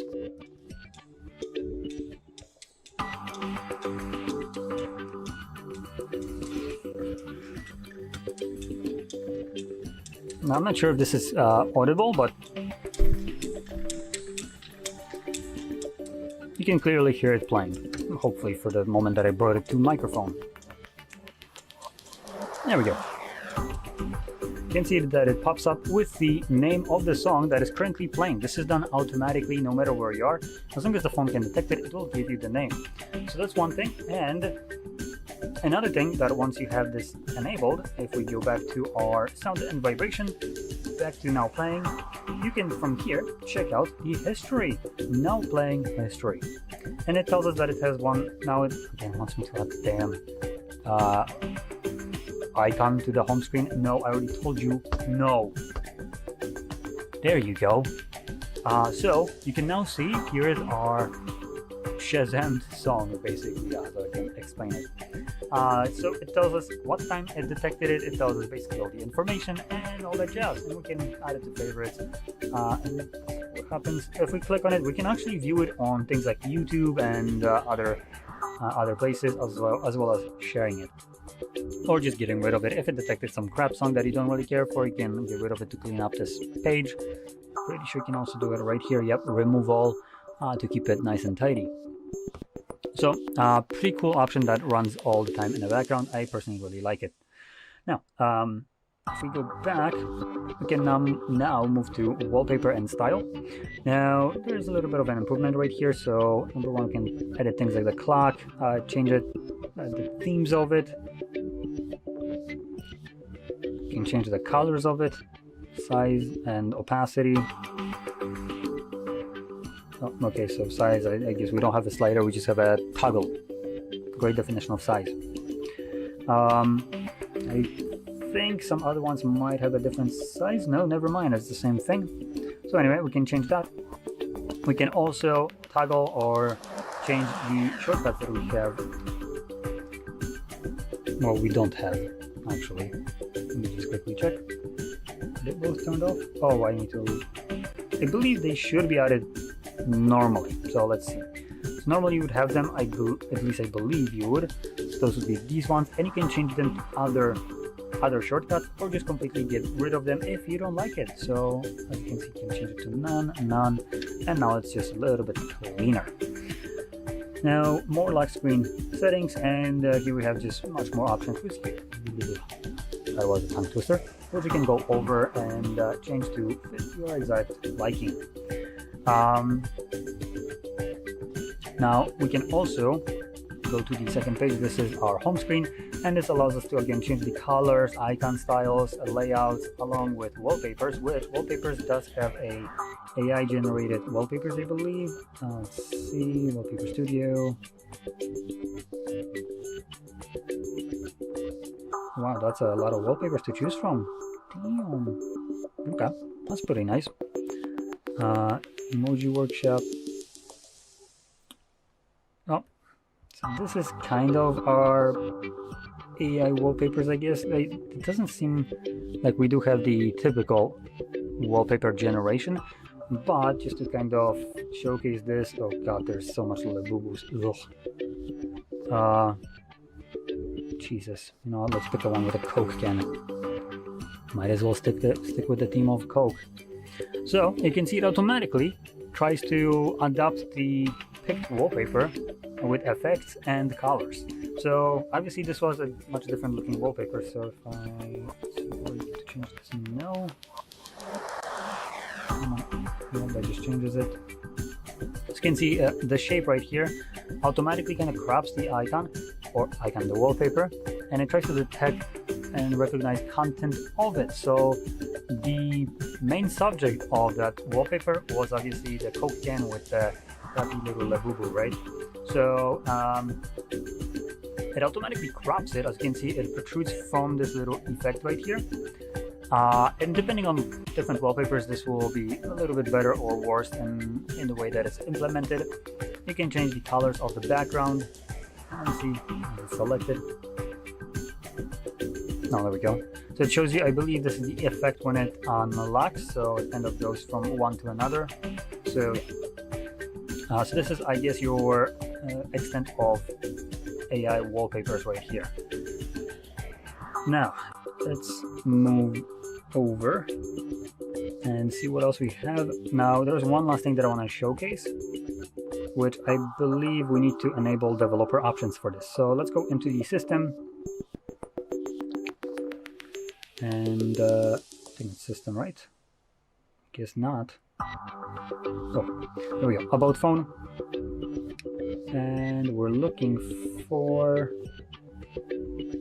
I never remember what the actual name of the option that we're looking for, so if I can't find it in a second, I'm just gonna start smacking whatever comes, there we go, under my finger. So we're looking for build number.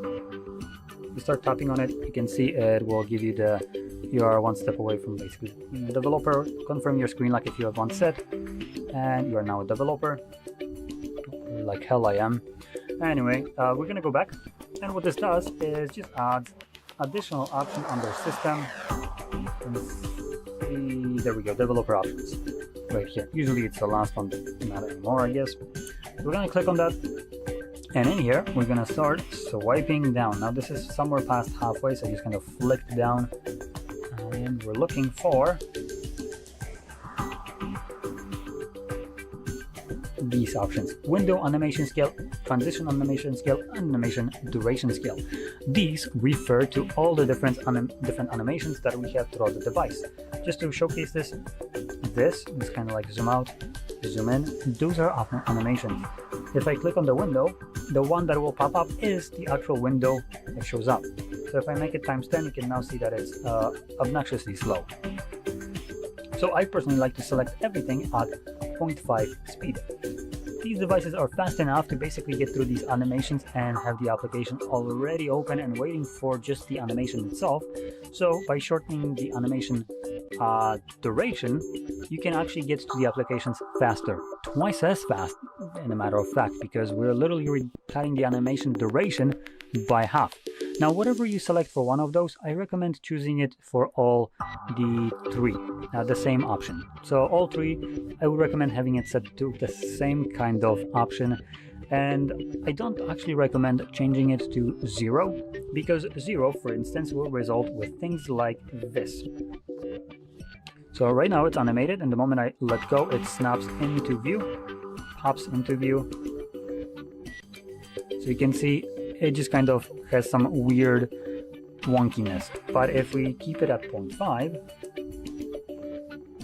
you can see it's still nicely animated. So it looks just much cleaner, much nicer. So I recommend keeping it at least half the speed, unless you really want to and you're not bothered by this kind of like, instant kind of pops.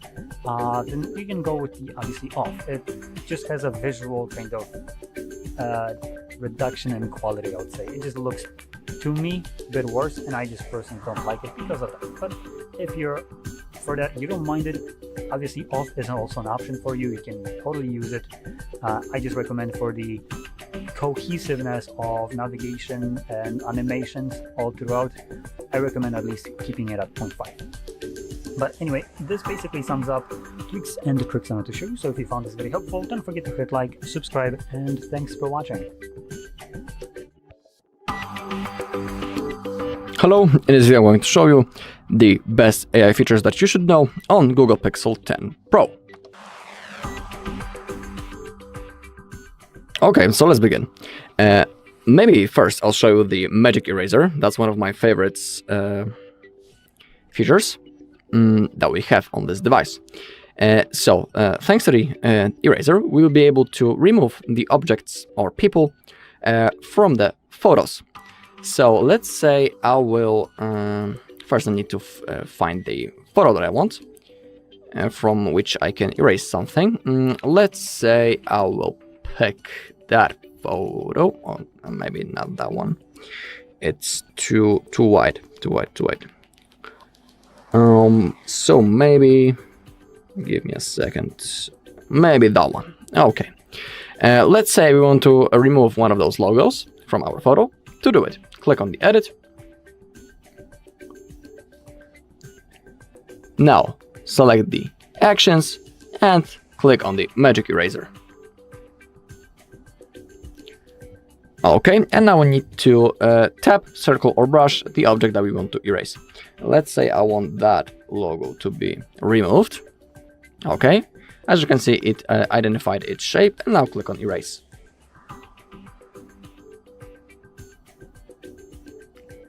Okay, boom, as you can see, it has been successfully removed. Click on that button to save, and click on Save as Copy.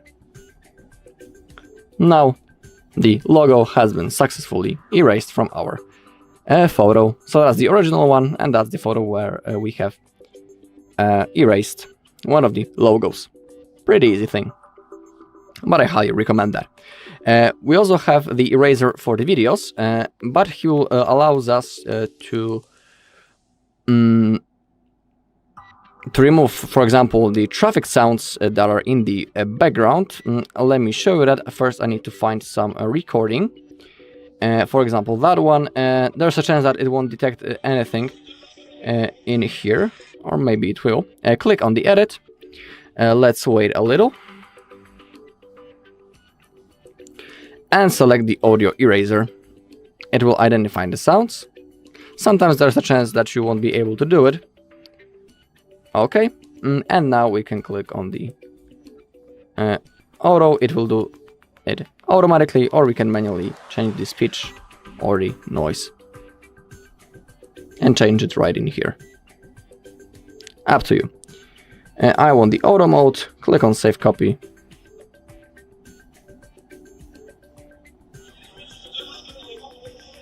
And that's all. Also, pretty easy thing. Okay, another thing that I want to show you is possibility to create music from our recordings. To do it, open up the Recorder app. If you have some recordings, you can add the music to them. So, for example, let's select that one. Now click on those three dots in the top right corner and click on Create Music. Now we can select a vibe that we can use. We have those 6 right in here, or we can create a new vibe when we click on our vibes. I'll use one of those. Let's say I will want to use the chill beats. Click on Next. Now it will analyze the audio. It's going to take a little bit, so I'll see you once it's finished.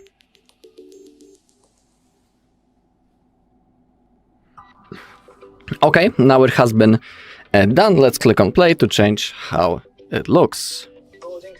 And we can just talk about something. We can move our face into other parts. I'm even using my hair to block the camera, sorry. But we can move into different parts, see how it detects different speech, and only then we can, of course, we can keep recording. Alright, as you can see, works pretty nice. If you want to save it, click on Save Copy, and in here we have our new recording. Pretty cool thing. Okay, next thing that I want to show you when it comes to the AI, it's the Gemini and tasks that we can give to him. Also, we have the live mode and the camera mode for the Gemini, but I'll show you that in a second. So let's say that we need to do something, or no, actually, let's say that one of our friends has a birthday party next week. Let's say it's 12th of September. We don't need to, manually add this event into the calendar. We can simply ask the AI, we can give him a task to set an event in the calendar. He will also name it. We will also be able to set the hours. I'll show you how to do it. To launch the Gemini, we need to hold the power button, and we can give him voice tasks. We can use simply our voice and speak to him, or we can manually type on our keyboard. Everything is up to you. I'll show you how to launch it. Add an event into calendar and name it Sam's birthday party. The date is 12th of September from 8 p.m. to midnight. I've added Sam's birthday party to your calendar on September 12th, 2025, from 8 p.m. to midnight. Alright, due to AI it has been set, but let's check it out. Let's find the calendar. I don't know, here it is. Alright, and now 12th of September, we have our Sam's birthday party from 8 p.m. into the midnight. And as you can see, it worked perfectly and has been successfully set. Pretty cool feature, and I highly recommend you to try it on your own. Now let's say that we want to find something in the internet. We can simply ask the AI for it. He will search it for us. So let's say we want to buy a new desk, let's say, and let's ask the AI. Let's give him a task to find something. I want to buy a new desk. Could you please open a page in the internet with such desks?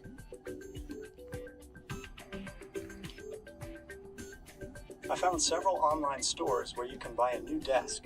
Here are a few options. IKEA, computer and study desks.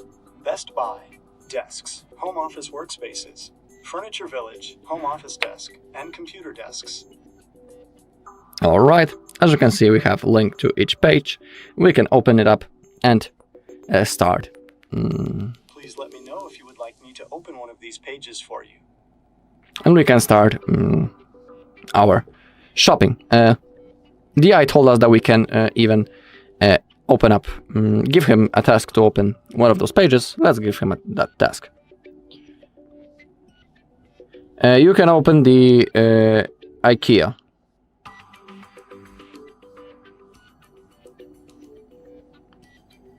All right, and as you take a look, we are at desks and computer desks, and we can now start our shopping.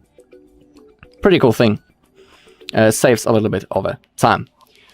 All right, now I'll show you the live mode. Thanks to the live mode on the Gemini, we will be able to conversate with him in real time. We will get our the replies from the Gemini. We can use, we can do a brainstorm with the Gemini, share our ideas with it, ask him how to get to some place, for example. I'll show you a few things. To open it up, click right in here, this icon, and now we are in the live mode, as you can see. So Gemini, one quick thing, I need to get into Gdańsk. Could you please tell me what is the fastest route from Krakow? I'm traveling by car.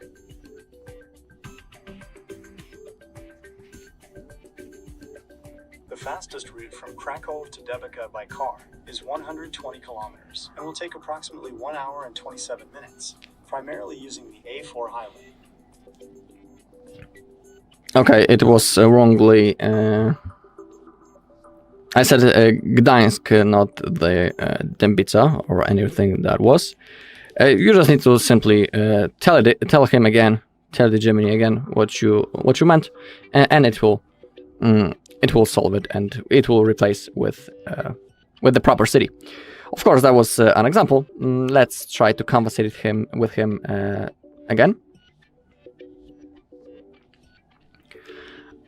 You know what? I'm really hungry, and I want to eat some Thai food. Could you please tell me where is the nearest restaurant? I found 5 restaurants for you. The closest one is Non Ella, which is 230 meters away and has a rating of 4.2. Next is Kyoto House Sushi, 400 meters away with a 4.7 rating. Then there's Bao Bao 33, 450 meters away with a 4.1 rating. Would you like to hear about the other restaurants? Or are you interested in one of these? I'm interested in the first one. Could you please navigate me there? I apologize, but I am unable to start live navigation at the moment. However, I can give you directions to Non Ella if you'd like. Yes, please. The directions to Nunla are 350 meters and will take approximately 1 minute by car, primarily using Aleja Juliusza Słowackiego, Aleję Trzech Wieszczów / druga obwodnica. Alright, so that was an example how you can speak with the Gemini live mode.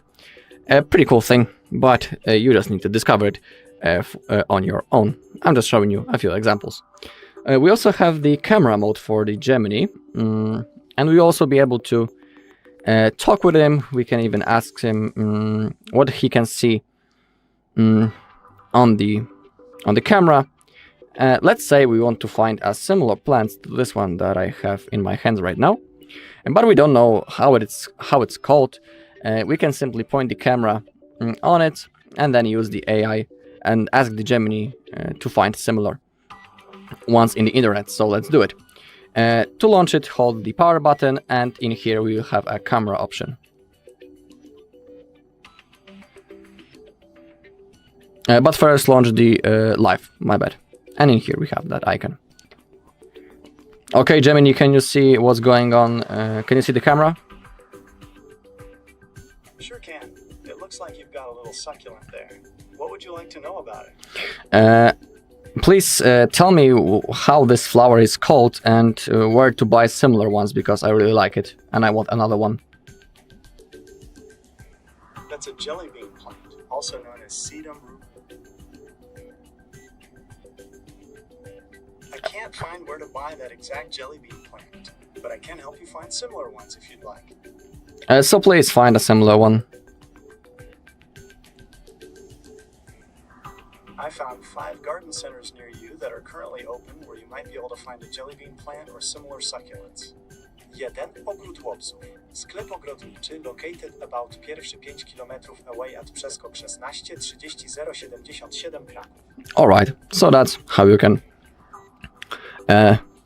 use the camera when it comes to the Gemini. Of course, there's a lot of more features when it comes to the AI, but I'll leave it for you to discover it by yourself. Alright, and that's all in this video. Thank you all for watching. If you found this video helpful, please leave a like, comment, and subscribe. In this video, I'm gonna show you how to remove people from photos on your Google Pixel 10 Pro. To remove people from photos, go to the Photos app and select the photo that you'd like to edit. Now, click on Edit button at the bottom and go to Actions. Then select Magic Eraser. Now wait a moment and circle the people that you'd like to remove. So I'll circle this guy. Then let's wait a moment. Now you can see he's selected. I can click on Erase.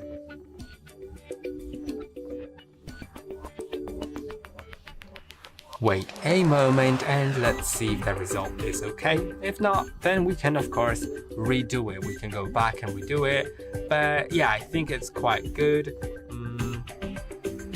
And now we can just approve it. And I hope that this video was helpful. Don't forget to like and subscribe, and I'll see you in the next one.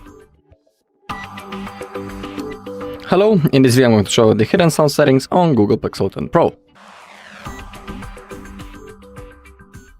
Okay, so let's open up the settings and let's find sound and vibration first.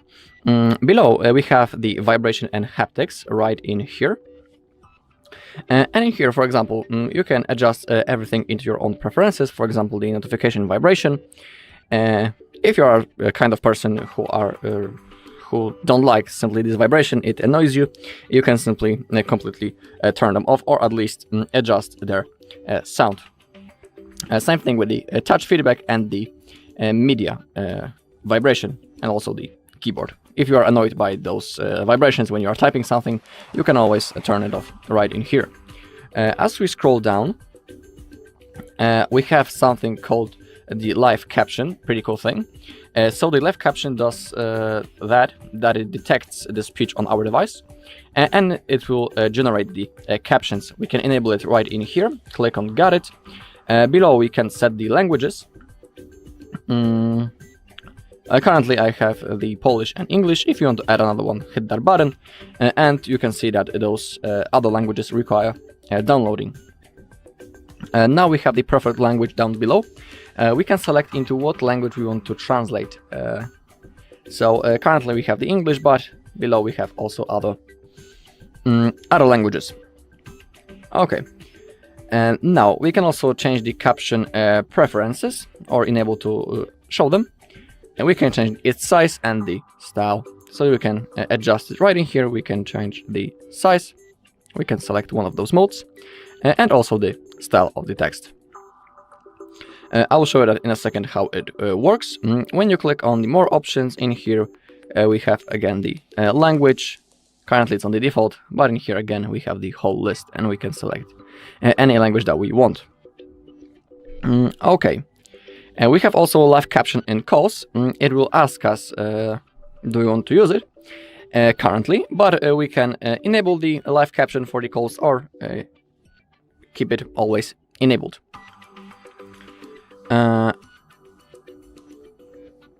We have also voice for typed responses, and we can select one of those possible languages. If you want to play a sample, hit that button. I will increase a little. Hi, how are you doing today? Hi, how are you doing today?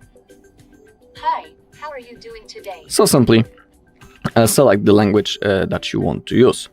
Okay, now I'll show you how it works. I'll open up the YouTube. I'll play some video to show you that it actually works. Let's play a video from our main channel, maybe. One of the phones. Okay, maybe that one. But there's a chance that I will have to watch the ad, but I will skip it.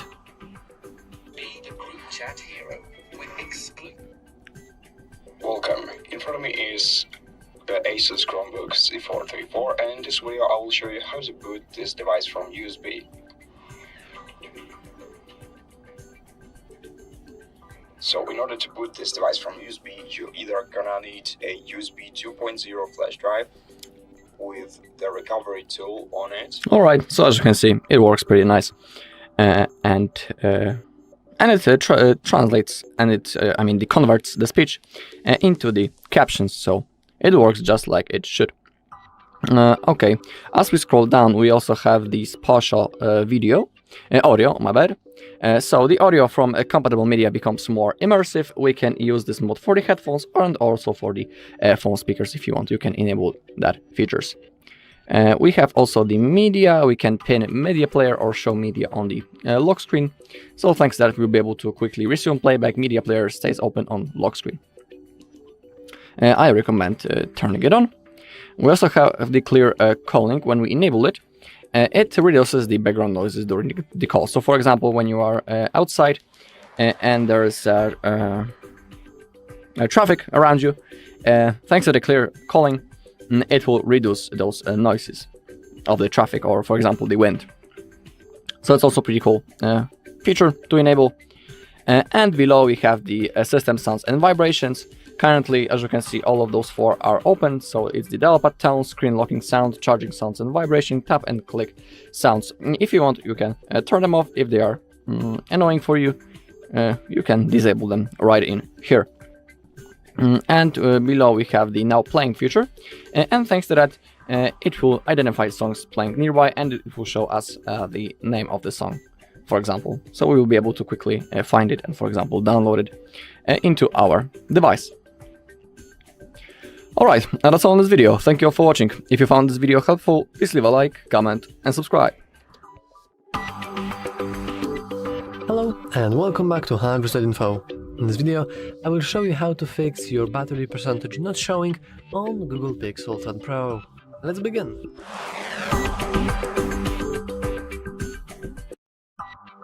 As you can see, we don't really have any info about the battery. Is it fully charged? Is it 90%? Is it 80%? There's really no. So let's head into the settings.